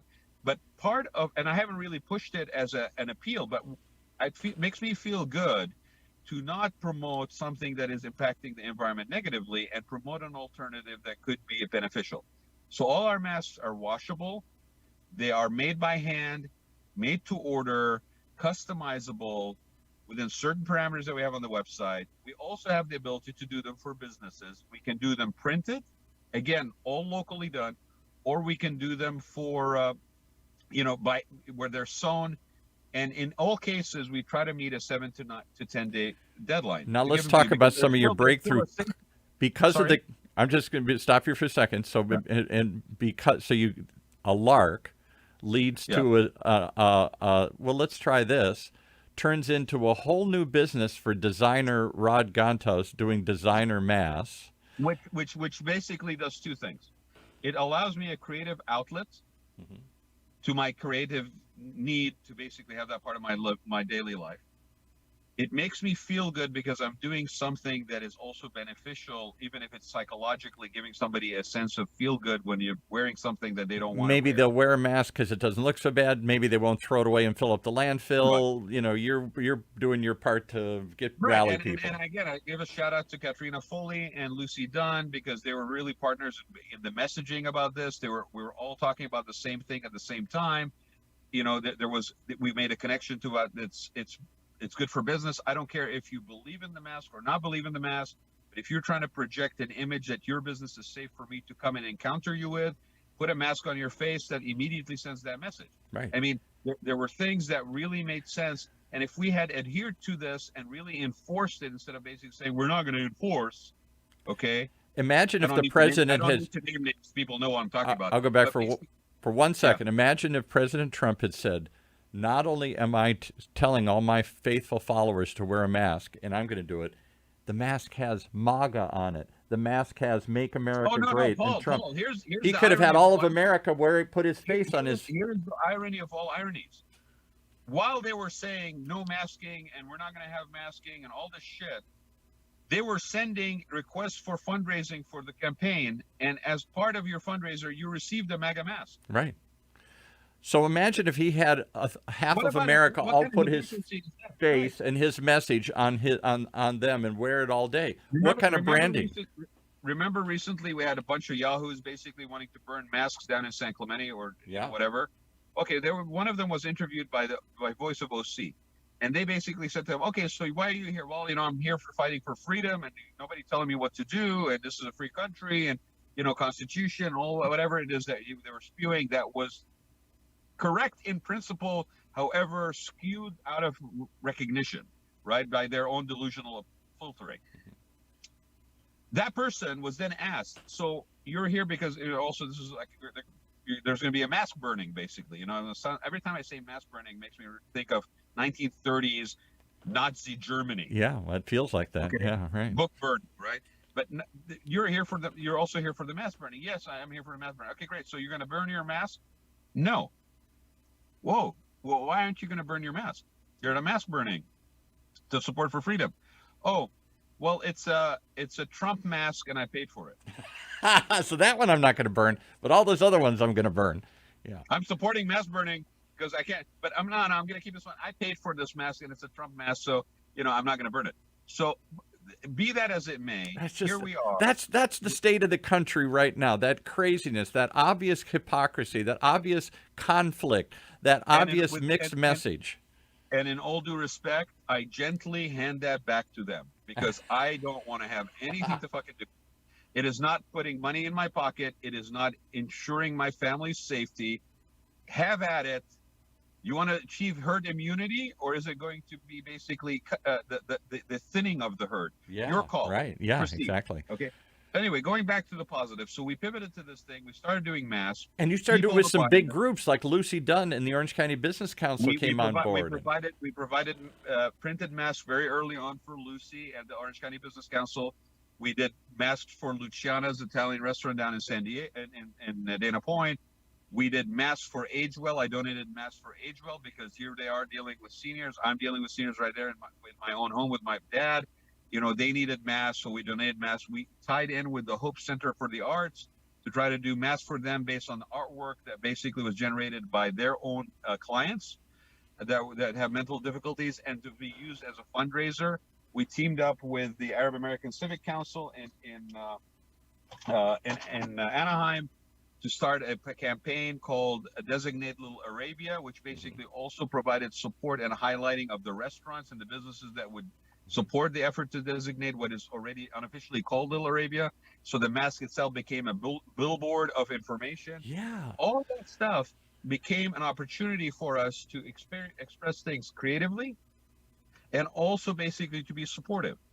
Why isn't every brand, let me stop you there. Harley Davidson wants me to have an emotional tie to their motorcycles because of my age and I'm a man. Coca-Cola wants me to have an emotional attachment to that Coke and runs all these emotional ads. If you drink this, you'll feel like this. Why aren't they all sending me masks to put my brand on my billboard? Because they're still holding on to the fact that is an anathema, and it's not something that they want to be associated with, which is sad because literally, if I put on a mask, I mean, it sounds kind of like redundant after a year of repeating this, everybody that's trying to promote masks. I'm not only protecting myself, I'm also care enough to protect you. Exactly. So I'm showing care for the community. I'm showing common sense and personal responsibility for me. And it's kind of cool if everybody, the biggest misstep, the biggest misprediction I made was I thought after Trump quit fighting it and got behind it, we're going to rally the country. I'm going to be a wartime president. We're going to fight this thing. No. I thought that wearing masks was going to be the new she thing. Every celebrity would have one on. Every baseball player would have it. Every movie star would have it on. Every politician would have it on. And it wouldn't be this mask that they all wear, which is ugly and antiseptic and frightening because it's disease. It would be this mask. It's fun. It's creative. It's crazy. It's cool. It's my message to the world. It's me. It's also upside down, by the way. It's me. That's my message to the world. I'm upside down. So let me show you some stuff. Okay, so I really like In-N-Out Burger. I happen to find a fabric that is palms, and so there's one fabric per mask. Okay. Now all our masks are lined with, so they're without the filter pocket. They're what is referred to as a 2-ply mask because it's 2 layers of fabric. Now, according to a Forbes study at the time of SARS, way back, they showed materials and what was the protectiveness of materials and how much of particle control or blocking do they do. One layer of cotton has a very high blocking ratio for particles. Okay. Right. This is 2 layers of cotton. Now, if you wanted a filter pocket, which we cut basically this, and there's a filter pocket that you can put a filter across the whole thing. And what would it be, like a carbon filter or something? Or? Yes, and they sell them all over. It's on eBay, whatever, like the $1 a filter or 60 cents a filter, whatever. We haven't sold them through the website because there's just no margin in it. There's a lot of people you can get it. But we provide a mask that can receive a filter. That gives you 3 layers, which is the 3-ply that everybody swears by, right? So you can have a mask like this that can do that. You can also be wearing a disposable mask, which I don't think you need. And then you could put one of these on top of it. And all of a sudden, right? You can double mask. So here's one. And here's one that basically has a monogram on it. See that? Mm-hmm. Can you see it? Yeah, I can see it right Okay. there. Right. So there's a monogram right there. So that's one mask. Elections came around and campaigns and all this stuff, and we wanted to do Americana. So everybody was doing the flag and the stripes and stars and stripes. We did that. But there's a whole slew of patriotic materials that we have under the patriotic section of the shop, and here's one of them. Oh, yeah, there you go. Red, white, And and again, blue in a monogram. fun way, yeah. Yeah, and it's a fun way. And I always am trying to do stuff that is not just relevant now, but it could also be purchased later, because I don't want to carry material that basically is just right in the moment. Yeah, right. So, Breast Cancer Awareness Month came. There you go. The pink mask, right? Right. The Susan Komen pink mask, right? Right. Then we started doing other things like printed. We actually print the pattern. So I can print a pattern on fabric that is uniquely yours and then make fabric masks out of that. But you say this so casually. How did you ramp up? How did you find the suppliers? How did you find the assemblers? How did you find the sewers? Part of it is, again, the lark. I found us the supplier to print masks across the whole thing when we were trying to do the Ruth Bader Ginsburg with a split, because up till that point, most of the other, and we can still do this, they print on one side or the other. Right. But to print across the whole thing, we went looking for that because we wanted to come up with a product for Ruth Bader Ginsburg. Right. And if you pull that closer to the camera, you can see that there's actually even almost like a watermark pattern in that design. Right at the top, you can see it. There's a watermark pattern on the design. And so it is completely a blank canvas that we can basically customize to your brand 100% and get you a mask that basically speaks to your brand. It's not like every other food and beverage location that everybody's using. Why wouldn't every restaurant want me promoting their brand? I'm a walking billboard. Why wouldn't every consumer product? Why wouldn't every charity? What they support. Yeah, right? Every charity. Okay. I believe in this. Here's one from our winter collection. But I get those. That's design. That's fashion. That's if I'm going to be forced to wear the darn thing, then I want it to look good. I understand, Paul, but what I'm trying to show you is. But messaging and branding is the next wave. You want a high-end mask that's sewn. I can print whatever graphically you want. Your pattern in your interior, something that you stand for. You're the Hope Center for the Arts. It's artwork that you're being generated. We can print all of that on actual fabric and then make a fabric mask out of that. Or I can print it for a lower price point, and you can do more of a volume distribution, like we are doing, for example, for Designated Little Arabia. Or even better, what we've done, continuing to reinvent, renew, and reopen, right? Which is a presentation I'm going to be doing between Christmas and New Year. That's a collaboration between Rod Gantis & Associates design firm and El Triunfo Corporation in Santa Ana, because we really believe that right now we're all very focused on COVID. And we're focused on the fact that COVID is here, and once COVID is over, the sky is going to part and the sun is going to come down. Everything's back to normal. And we forget that before COVID, brick and mortars were desperate. Dying. Black Friday sales online were going through the roof. Right. You were basically you had closed down locations, retail locations on PCH in January of last year that I've never seen before. So we think that post-COVID, everything is going to be back to normal. Mm-hmm. We weren't going into normal to begin with. COVID just accelerated it. And in fact, over the last 6 months, we've had a number of businesses all talking about how we stayed on the air. We've grown in some sense. We lost a few shows. We gained some shows. And one of the things they say over and over again is COVID didn't create a lot of these crises. They simply accelerated them. It was already happening. It just accelerated. Personal relationships, business relationships, good, bad, or ugly, all of that happened. It's really an interesting Zoom, podcasting, live streaming of television rather than going to movie theaters, buying online rather than buying in a store. Now new movies, they're announcing that they're going to be released at the same time in movie theaters as well as online. Yeah. For streaming, HBO Live is going to basically, do it. HBO, right? Yeah. So again, starting tomorrow with Wonder Woman, the new Wonder Woman 1984. So again, The issue is this: if you are focused right now on just seeing it through to the end of COVID, you're missing out on the opportunity to reinvent, renew, and prepare for reopening. The people that are smart about this, that have the means to do it, not everybody has, are actually taking this time to reestablish, to redevelop certain things. If you're a restaurant, you're like, yeah, you know what? I'm not going to basically be sitting there bemoaning the fact that I don't have indoor seating or even outdoor seating. I'm just going to focus on really developing my delivery and menu, my tapas menu, creative openings. Why am I not basically offering people to come buy their Christmas meals from me? Mm-hmm.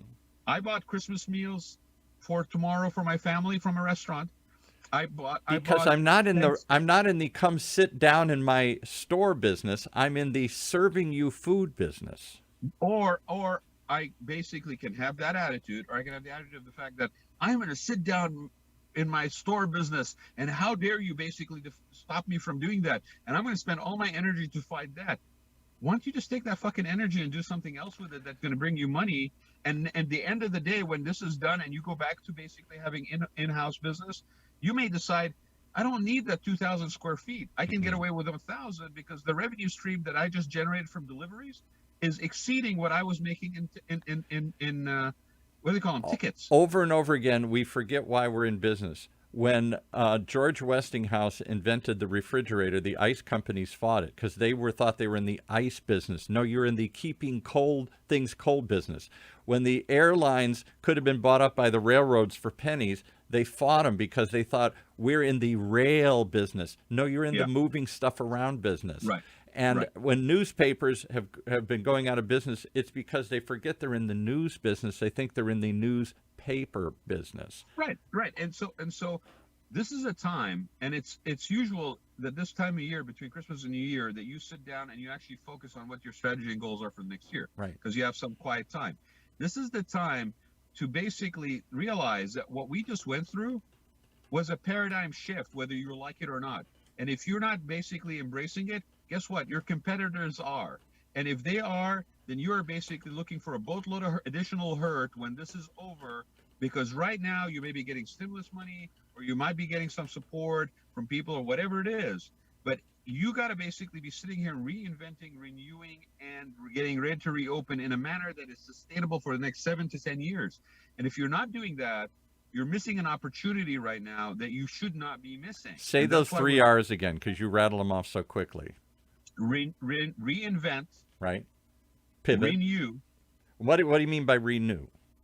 Okay, so reinvent is literally looking at your business plan, at your offering, at what it is that you're saying, what is the business that you are really in. Right. But looking at it critically. Right.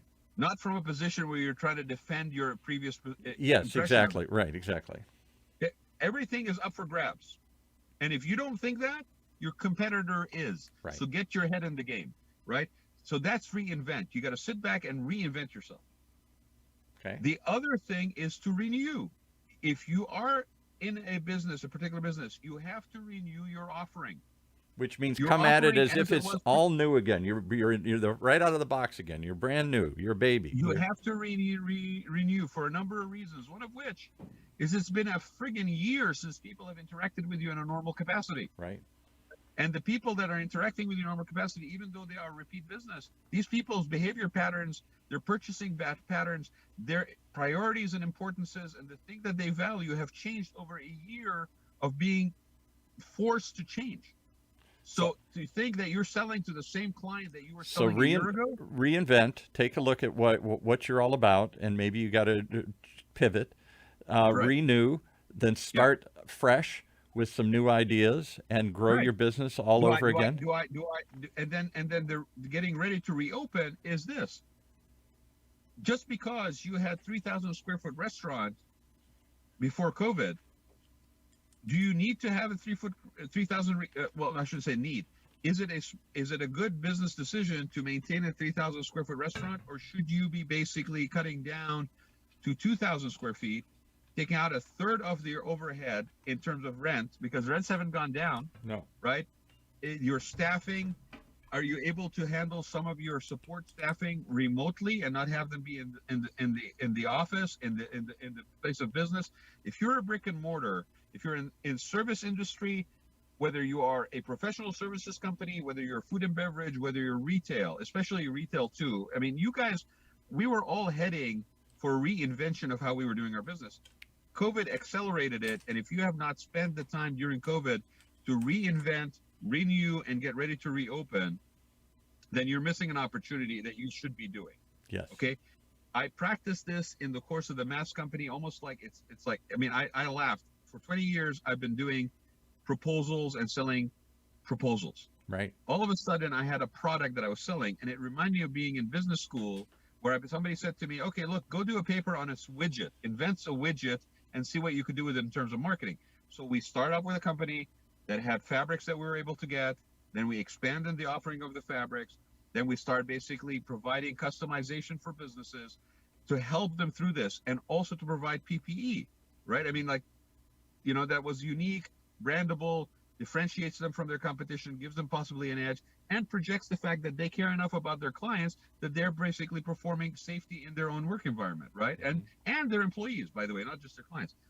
Then we're like, okay, so what do we do now? All right. And I'm going to show you, like, so I said, like, this is a business. It's embroidered. These are going out. This lady is a realtor, Wendy Hooper Ross. She's sending these out as client gifts and also for her team. So here's the embroidery. And the interior is a pebble pattern that is the same as her color palette. Mm-hmm. And these are reversible masks. Mm-hmm. Smart. So she immediately, rather than handing them a pen or some other tchotchke that they're going to lose and forget, it's something they'll remember, it's something they'll use, and every time they put it on, it promotes her and reminds them she helped me. And you're also saying, look, I care enough about you that I'm not selling you something that you have to wear with my name on it. You can also have a nice mask that you can wear without my name on it, because guess what? You know whose name is on the inside. Right, exactly. It's like when you're wearing a high-end piece of clothing, you know whose brand you're wearing. Very smart. Right. So are you making any money at this? Is this still in the early experimental stage, or is it moved into a? I cannot confirm or deny. Because I wonder. I mean, you know, I'm doing okay. It's not a crazy windfall, but I'm doing okay. And more importantly for me is it actually is keeping me involved, creative. And I'll tell you one thing that it has also done. Mm-hmm. Just like with the Raad Life that you said is not a show about promoting my business. This is not about promoting the mask company per se. The fact that I'm creatively out there, putting out creative ways of masking, talking about stuff like this, has now made me continue to be relevant yes. and in front of people in a positive manner. In the conversation. Right. In the conversation. Still got a seat at the table. Right. Right. And so that's what influencers do. They have a seat at the table. They have followers who follow them, but they have you noticed how little influencers online has happened in the last year? Yeah, really. Right. Yeah. The people that have held on, very few. Everybody else that just went by the wayside. We've had a paradigm shift on everything because they weren't bringing anything of value. They were amusing us, they were entertaining us, but they weren't. Yeah, they weren't bringing. It was fluff. It was candy. It wasn't any there. They rode the wave in the economy and in the attention industry, or the attention economy, and now we are, because of what we went through cumulatively and commonly, we are looking for contents and substance in a way that we did not do before COVID. That mask. All right, so we all know Wendy. She's been a guest on your show and other shows here. Sharp lady, powerful story. She talks about how she married somebody that was dying and all this and passed away. And it reinforces who she is. She cares. It reinforces she's cared enough to care for somebody who was dying and to make a commitment to them. That's a rarity. When you get to know that story, that tells everything you know about Wendy. And so when I'm giving you this mask, it's not just a pen that you'll find amusing. It's that I care. I care about you, I care. And I'm going to do it in a way that you can still show the world you care, and I care about you, and I'm thinking of you, and I'm giving you something of value. Yes, exactly. And I think there's a lot of coming together with that. There's a lot of positivity in that, and at the time when we need it. You're sending the kind of message that people want to hear. I have somebody in my corner. They care about me. Yes, I understand they're in business, but whether it's a restaurant, whether it's a gift component, whether it's somebody that basically is using it for fundraising, there's something I can feel good about receiving this and giving it, right? So okay, now we're doing business stuff. So you know me, I get kind of bored. I want to basically take it to the next level. So reinvent, renew, and reopen. So I wrote that down. I'm going to keep that in front of me here. Yeah. I've got 120 fabrics on the website. Mm-hmm. I'm selling masks with one fabric on one side, right? Mm-hmm. So Christmas comes around, and I'm like, okay, wait a minute. I want to do and it's, I mean, we've had clients like the Music Center in Los Angeles. We did a mask for I cannot even speak about it because I had to sign an NDA, but Right. They had a commemoration or an inauguration of something with a huge endowment that they got, huge. And we did masks for them for that event. Mm-hmm. And there were high-end masks that were keepsakes that were people took. Like I keep telling people like that are doing events, small little events. You should have a mask right sitting on the plate on the table. Oh, what a brilliant idea. We're doing one right now that's for the White Out Rally that's put on by Strout Life.com, which is a car company for rims and accessories. We're doing masks for them for their 30 cars, 50 people that are going to be doing this rally, right? There's a lot of opportunities where this could become a really positive messaging tool, right? And where you have what we're trying to do is we're trying to not do. By the way, there's no volume. You can order one. You can order many. If you're ordering many, we give you a little bit of break, but there's no minimums on any of this. That's stuff. amazing. Because usually you got to buy 1,000 of them or something. Zero minimums. You want 10 masks printed, you want 2 masks sewn, whatever. Because I want to make sure that the people who want to get this and want to have access to it, they have access to it. Well, today aren't you picking up 5 masks or some crazy thing here? I did. I picked up 5 masks that are going to one person that I'm delivering to them in Irvine. They placed the order last week. I promised them that they would have them. I'm delivering the stuff for Wendy for her to basically get out for people. I'm probably going to come back and pick up 2 things that I will talk about in a minute that are a new product that we put out that I came up with. But before I get there, so I'm sitting with a website of 120 masks, right? 120 fabrics. So I'm like, well, can we make them reversible? Because the way that we used to make them, you can't really reverse it. No. Can we make them reversible? Why? Because I don't really want to carry 2 masks. I might be wearing like the typical health mask is not reversible. It's one size, one thing. Right. The honest truth is, I started going to work out at Monarch Beach because they have an outside pavilion, right? Mm-hmm. So of course, me being that I'm in Monarch Beach and I'm thankful to the people that helped me get into the membership there, I make Monarch butterfly masks for all the membership staff, right? I realized that Monarch Beach doesn't even have masks to sell in the retail location. So I even packaged it so that it could potentially go into the retail and be sold, right? So I found 2 fabrics, orange butterflies, mariposas, made them, gave them to the ladies, love them. I go work out. I've got, of course, a workout mask fabric that I'm wearing. And then depending on what I'm going to wear, I'm going to shower there and I'm going to leave. I'm not going to wear an exercise mask, so I've got to carry another mask. So maybe I don't want to carry 2 masks. I want to carry 1 mask. So what ended up happening is we came up with a reversible mask. So here's a example of something I'm delivering today. So here's one side. Mm-hmm. You can wear it this way. Here's the opposite side.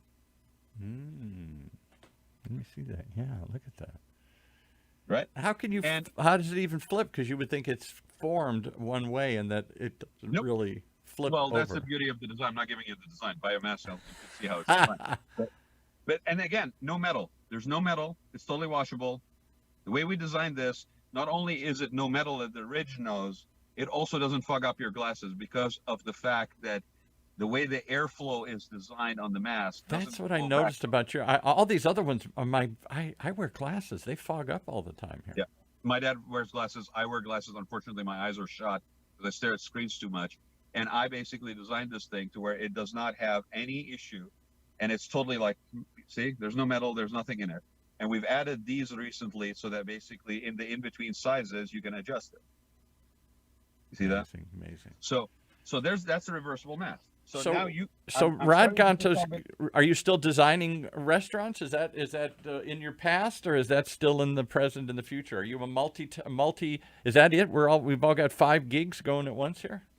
No, hell no. Of course, I'm designing. I'm still designing businesses. I'm working on a ironic life story here. I'm working on an assisted living in Stanton that's a memory care that's 122 bed, 66 room, 80,000 square feet, ground up building. It's the largest project in Stanton. And my father is suffering from dementia and Parkinson's. And so I'm basically getting research at home to apply in the design. And so we're doing that. We're working on a project in collaboration with another company. We're doing a project in Texas that's a hotel project. It's a 1925 building that they're bringing back on. It's an exciting project. So we've kept busy.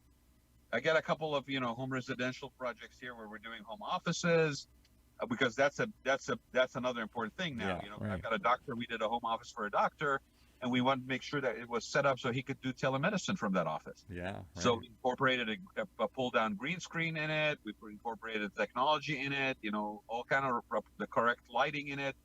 That's not an office anymore. And that's not only just an office, it has to also have multiple desks in there, because it also is used as home officing for the kids, right? And maybe his wife's running a business out of there as well as him. We're having to build new, as you always talked about, having to adapt our homes as we stay in them longer. We're going to also have to adapt them. And because of the way our lives have changed. Exactly. That media center is not a media center. That could be your face to the world for your in-home business shopping network. I think you're onto something. Everybody has to have a production network, a production space in Right. their house now. Right. And the kid, that's not a TV that they're just playing Xbox on. That's also the portal to his school. So Yes, it's right. the kitchen is no longer just the kitchen. It's a major gathering space as everybody is congregating in their home and sequestered and not on top of each other. And maybe maybe you're bringing people in who can't share in the family meal. The health component for interiors. We teamed up with a company that does air purification systems and the air conditioning systems, retrofit or new construction, that guarantees 98% or 99% of particle capture.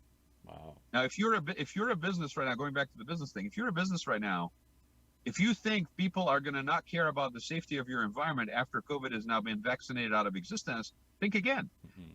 So what are you going to do? How are you going to claim that you have a quantifiable, measurable way to say that my environment is healthy, and that when you come in here, the air quality is such that here's the certificate that says you have this much control? If you don't have that, then you're missing out on a sales opportunity and a marketing opportunity. So there's a chance for as a home designer to pivot into a whole new field, how to create your own media production center, your own portal to the world here. Sure. And restaurants, how to build in safety features that you never thought were important before. Which by the way is not a new idea. I mean, everybody who's been in the music industry has had a recording studio in their house. Right. People have or in their garage. People who dabble in the digital video making for their families or whatever have had like kind of a center thing. This just makes it more mainstream, and it's got to be done in a manner that is sensitive, so that we don't look like a friggin' production studio when you walk into their home. Yeah, wires and everything hanging all over the place. Right. We have one of our shows as a guy who's a car designer, and he used to be with Nissan for 10 years, and then he left. He's freelancing now, and busier than ever because everybody's trying to come up with self-driving robotic cars and all this stuff. And he used to fly. He was regularly flying to China and other places to go, be on hand and look at the clay model. Yep. Now they're designing them. They sent him one of these big companies. He just did Zook, this big one that just came out, which they rebranded it as eMotion, and it's a self-driving taxi type of thing, and just came out. He was the head designer of that, and what they're doing now is they're all doing it in VR. So he said to set up a VR studio in his house. He said, I mean, it cuts down on the cost of travel. It cuts down on downtime and jet lag and all that shit. It cuts down on cost of production. But he didn't know how to integrate that into his little house in West Hollywood that this old craftsman cottage house has. So he had to expand outside his comfort levels on how he used to do business to basically meet the new demand. And this is what I'm saying. Right now, we have a cloud called COVID that you cannot see through because that's what's right in front of you. But don't forget that before this cloud descended, we were already heading into a situation where we had to reinvent, renew. We now are just adding reopen on it. Okay. But it's always there. So again, what the latest thing that we've done with the mask company, because again, it's almost like a laboratory to experiment. Yeah. Right.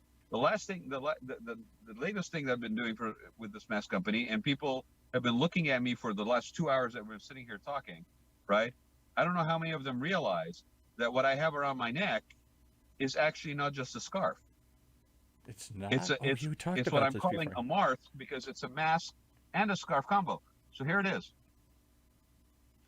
Oh, I like that. Sort of like what other people are calling like neck gaiters or something here. But neck gaiters are tight. Yeah. And neck gaiters still look like I got a bunch of fabric sitting on my neck, right? Right. This thing, and you can hear me, right? Right. I'm breathing, no issue whatsoever. This is a mask that tucks away when I'm not using it into the scarf. And I get a fashion accessory. And I have a fashion accessory. So right now, it's winter. I would wear a scarf. If I'm up in Big Bear, it might be cold. I might want to put a mask on my face to protect my face. This is a combination. So does this now become a product that survives past COVID? Who knows? Stay tuned to the Rad Life, ladies and gentlemen, as he continues to pivot. You're a living prime example of somebody who was, like all of us, enraged, shocked, knocked back on our heels by what hit us. Only instead of crying and rolling over, you pivoted, you adapted, and you've thrived, and you're excited. It's opened up new doors and new chapters, which don't necessarily close the other doors. Doesn't kill your design business. It actually improves them, Paul. It puts them in a clearer perspective. It's you and I have said this because we were doing these shows at the beginning of COVID, and I used to say this all the time, and I kind of stopped saying it because I got sick and tired of hearing myself say it. But basically, at that moment in time, you had to you had an ability to make a decision. Right. The decision was: are you going to have a bunker mentality, right, or a growth mindset? Right. Wow. If you have spent the last year having a bunker mentality, I'm here to tell you that people in your own industry, in your own path, in your own career, have not had a bunker mindset. They've had a bunker mentality. They've had a growth mindset. Mm-hmm. So you need to get your head in the game and have a growth mindset. Well, because it's a great opportunity for you to find your own, whether it's a voice through a podcast or a product or reinventing what the services that you're doing. And guess what?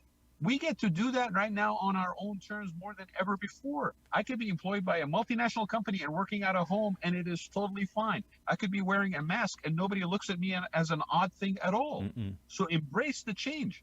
Embrace the change. Well, we've changed. I wonder if if some people look at us say we've left our other studio where we were there for the last almost 7 years, and we've embraced and built a bigger and better studio, which not only has the podcast component, but this other part that I'm just finishing, which will be more of a YouTube kind of social media video studio. And we're at the Innovation Center here at the University of California, Irvine, which is bursting and ready to open. It's pretty much shut down because of COVID, but when it reopens, they have a spectacular event spaces. And part of the pivot we're hoping is not only offer more services and more way to tell the story, not just audio but video, as we've adapted, as you've all forced me into, but to also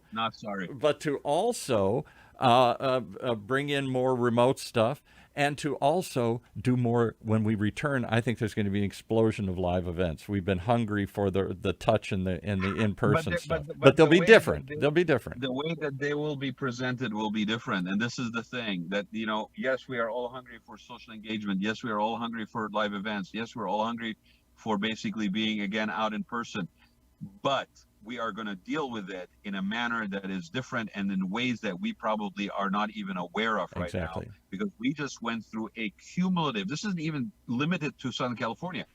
The whole world just went through a cumulative readjustment. Reset. So, and here's the thing. It's exciting. I mean, once you get past the fear, it's exciting. We had somebody on one of our shows just recently, and she is the head of Mandalay, I don't remember exact title, but she's basically the head of the Mandalay Bay Convention Center. the giant competitor to the Vegas Convention Center that the city built. One of the, and if you go to an event, you either go to the Vegas city-owned convention center or county-owned or whatever it is, or the independent Mandalay Bay, and they both have giant conferences and events there. And of course, their business has suffered because nobody's coming and doing events there. So I asked her 2 questions. I said, when it comes back, are all these new health care and concerns going to be part of it? She said, oh, yeah, we're going to have, for a long time, we're going to have masks and sanitizer stations. And just this is not just going to go back to the way it was. And I said, and what about live streaming? She said, absolutely. We used to be afraid of it because we thought it was in place of. I won't come to Vegas. I'll just watch it. She said, what we're realizing, it's in addition to.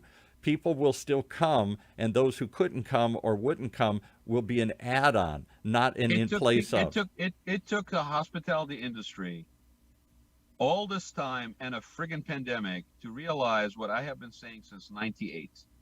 Okay, when I worked in conjunction with a guy, an author, on a 3D virtual reality book that he was authoring in Atlanta, where we basically were talking about the representation of a physical environment in a virtual environment and what comes out of that, and the novelty of the fact, oh yeah, it's we have both. No, there was no novelty. Only the fact was that if you were paying $2,000 for a friggin' booth for 3 days, you as the event center had to sell a certain number of booths. Great, but you also have a limited finite resource in terms of property. Right. Okay, so Wing A and Wing B has the giants of the industry in a physical environment. Now that physical environment, for those who can't travel and can't meet, should have a virtual representation.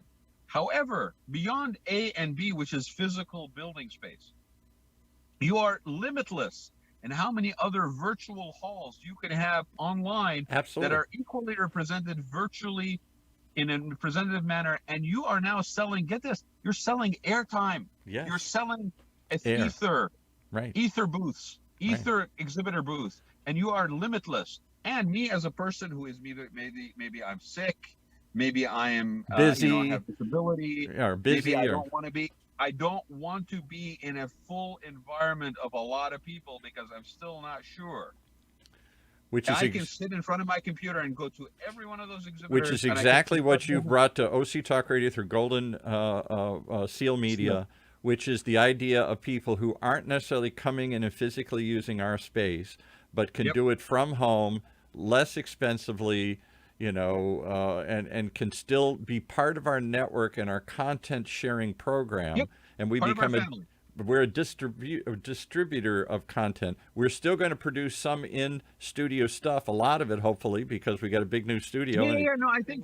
It's not an either or. Exactly. I think the thing about it is that it works both ways. And if you're smart, just like we were talking about, it's not an either indoor dining or outside delivery. It's both, and they both have a place. And when you start embracing that, you find other things like, well, wait a minute, maybe I can do seasonal baskets. Maybe I can do and promote that business. This lady right here, I've got a box right here. I want to end with this. Okay? All right, because we got to go. I got another show coming up here. Yeah, that charcuterie girl. Charcuterie, little cut meats. Cut meats. Can you see this? Mm-hmm. Yeah, cool. Oh, wow. So let me get the fork and knife out of it. You see that? Beautiful. Yeah, tilt it up a little more there. Yeah. Beautiful box, bow, ribbon, everything. Right. So she's got Christmas candy. She's got fruit in there. She's got crackers. She's got a salami flour. She's got cheese in there. Okay. She's operating out of her house in San Clemente. Mm-hmm. Okay, that's a $65 gift for somebody that I'm basically dropping off, right? Mm-hmm. So my point is, I'll be here till 4 if you want to bring it by here. Yeah, you get yours later. but basically, I've given you the gift of my presence. Oh, all right. but no, you got to think outside the box.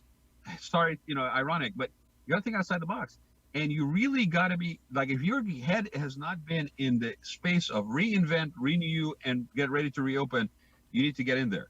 And like I said, I'm doing this presentation with in collaboration between Rod Ganderson Associates design firm and El Triunfo Corporation. in Santa Ana, which is a business consultancy firm, basically, Carlos Goman, or Goyman, sorry. He and I are putting this together because last year or the year before, what we had is he had somebody come in who was like a strategy coach, and we had like goal setting for the next year. And we felt that this would be a way to virtually do this similarly. And so I'm putting the word out. People should follow me on social media, or maybe we'll post it and announce it through OC Talk Radio, but there will be a time. And get your questions ready. Get your thoughts ready. Let's actually we're all in this together. Yes. Let's share the wealth of the knowledge. Because the journey continues. This journey continues. Well, I hope that you will bring everybody you've just rattled off, the charcuterie girl, Carlos, mask people, new ideas of home media centers. Robin from that charcuterie girl website and so on Facebook, she's going to actually be on the show between Christmas and New Year and probably closer right after Christmas, because again, I said to her, let's highlight you and what you're doing and tell your story where it also has a potential impact on people ordering for the New Year's. Exactly. Don't give up. The reason why we're ordering food from the restaurant is not only to support the restaurant. We're not going to have as big a group of people for Christmas. So I don't want to cook and waste.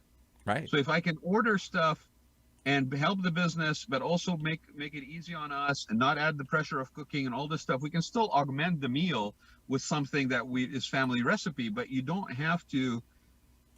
It's an exciting time right now to reinvent, renew, and get ready to reopen, whether it's your personal life, whether it's your business, whether it's your connection to the community. Embrace this, because I understand being afraid and worried about it for the first few months. Right. But it obviously became clear that it wasn't going to go away anytime soon. And I saw a posting the other day about face mask trends for 2021. That means that we're also seeing, and Dr. Fauci even said it the other day, even with the vaccine, in order for the vaccine to take hold and have about 300 million people or whatever vaccinated, whatever, assuming everybody signs up for it, it's going to take quite a bit of time in this year before we get to a point where that is no longer an issue. And before you know it, here comes flu season. Yeah. And in flu season, I got to tell you, I am waiting for the results, Paul, for this year to see if flu season was actually as bad as it was the years in the past. Because guess what? This also helps protect you from the flu. It does. I think, though, on the only upside is the flu season will probably be less because we're socially distanced and we're more aware of not spreading stuff. And in Asia, people have been wearing masks forever. So again, put your best face mask forward. So can we agree to make this the underlying mantra of the new season, the next year, 2021 Rad Life, and the shows that you help produce and bring to the network here through Golden Seal Media? Golden Seal Productions. Reinvent, renew, because we're getting ready to reopen, folks. And it's a time to pivot and reset. And I would say reopen isn't just a physical mindset. Reopen is also reopening or opening up to the possibilities of what it can be, because we have been so myopically focused that this, I love it, jarring cataclysmic thing that happened also provide us with an opportunity to reevaluate and basically be open to new exciting possibilities. Your show, like a true reality show, is for us to vicariously live our life by watching what you're going through and relate to it and say, I'm going through the same thing. That's me. I'm getting older. My parents are getting older. I'm not sure what's happening next here. I'm having to reset and repivot my business and all this. One thing I'll tell you I will never do. The shared experience. I'm never going to come down an escalator and announce that I'm running. Oh, with an angel at your side. All right. Well, thank you so much for coming on again. It's been a while. You've been doing these things remotely and some other things. I hope at some point we'll get you back in the studio and do some of these here. I think it's fine. But like I said, for me, I could take a risk and actually be out and engaging with a lot of people and coming in the studio. And we talked about possibly doing that today. But I got to be considerate about the fact that I have other people that I impact. I understand. My immediate family, my father, my nephews, my sister and her family, and we're all kind of in a tired, stressed out, fatigued state right now. Well, we've put up a sneeze guard, a giant plexiglass thing between me and all. Paul, it's I think it's a mindset. It's like I don't lose anything by interacting with you right now like this. No. Right? Well, and it's opened up. didn't lose anything. We didn't lose anything. So let's continue to have the conversation, and let's continue to bring in people who are going through this reinvention and reimagining. And I look forward to the shows that you'll be bringing to the channel here, and to all of those who are looking. If you can't do the full-blown in-studio experience, call Rod, and he will walk you through another program that we put in place. I'm hoping that a whole bunch of the people that we are doing shows for, some of their shows could be in person. But again, if we're limiting ourselves geographically, the in-person may be that OC Talk Radio actually has an affiliation with another agency in LA. I mean, we can do that too. We need to. And as you challenged us to do more of this, to open the platform up to people outside of the strictly business community, as you've been our outlier anyway for 5 years, the one show that didn't fit easily into our other lineup of business shows and HR shows. And my mom could have warned you of that 5 years ago. But yeah. You have continued to push us into new areas and to open up and to bring a new audience to us. And for that, I'm grateful. And I welcome year 6, if that's what this is, of the Raad Life. It's real. It's year 6. Who would have thought it? I will leave you with this. Just be kind to one another. Yeah. And it's Christmas, and we may not be physically together, but we can be together. Because as I put it in my mask/business card that I sent out to clients, together is the merriest of all. Yeah. So find a way to be together, even though physically we may not be together. And I promise you that we're just growing into other possibilities that we didn't think we had to do. But if we embrace them, we may actually find that the journey takes us to places that are full of opportunity. Yeah, even bigger and better. Thank you, my friend. It's been a fascinating thing. I welcome the opportunity to have this year-end wrap-up conversation. I look forward to doing more of these and to hearing more of the Raad Life right here in Orange County's only community radio station, octalkradio.net. Thank you, Paul, for all the support, too. Merry Christmas. You have been listening to the Raad Life Radio Show with your host and age explorer, Rad Gantos, brought to you on the one and only octalkradio.net. Join us again next week as we continue our journey of discovery into life's challenges, opportunities, options, and all the latest and greatest things that come with getting older.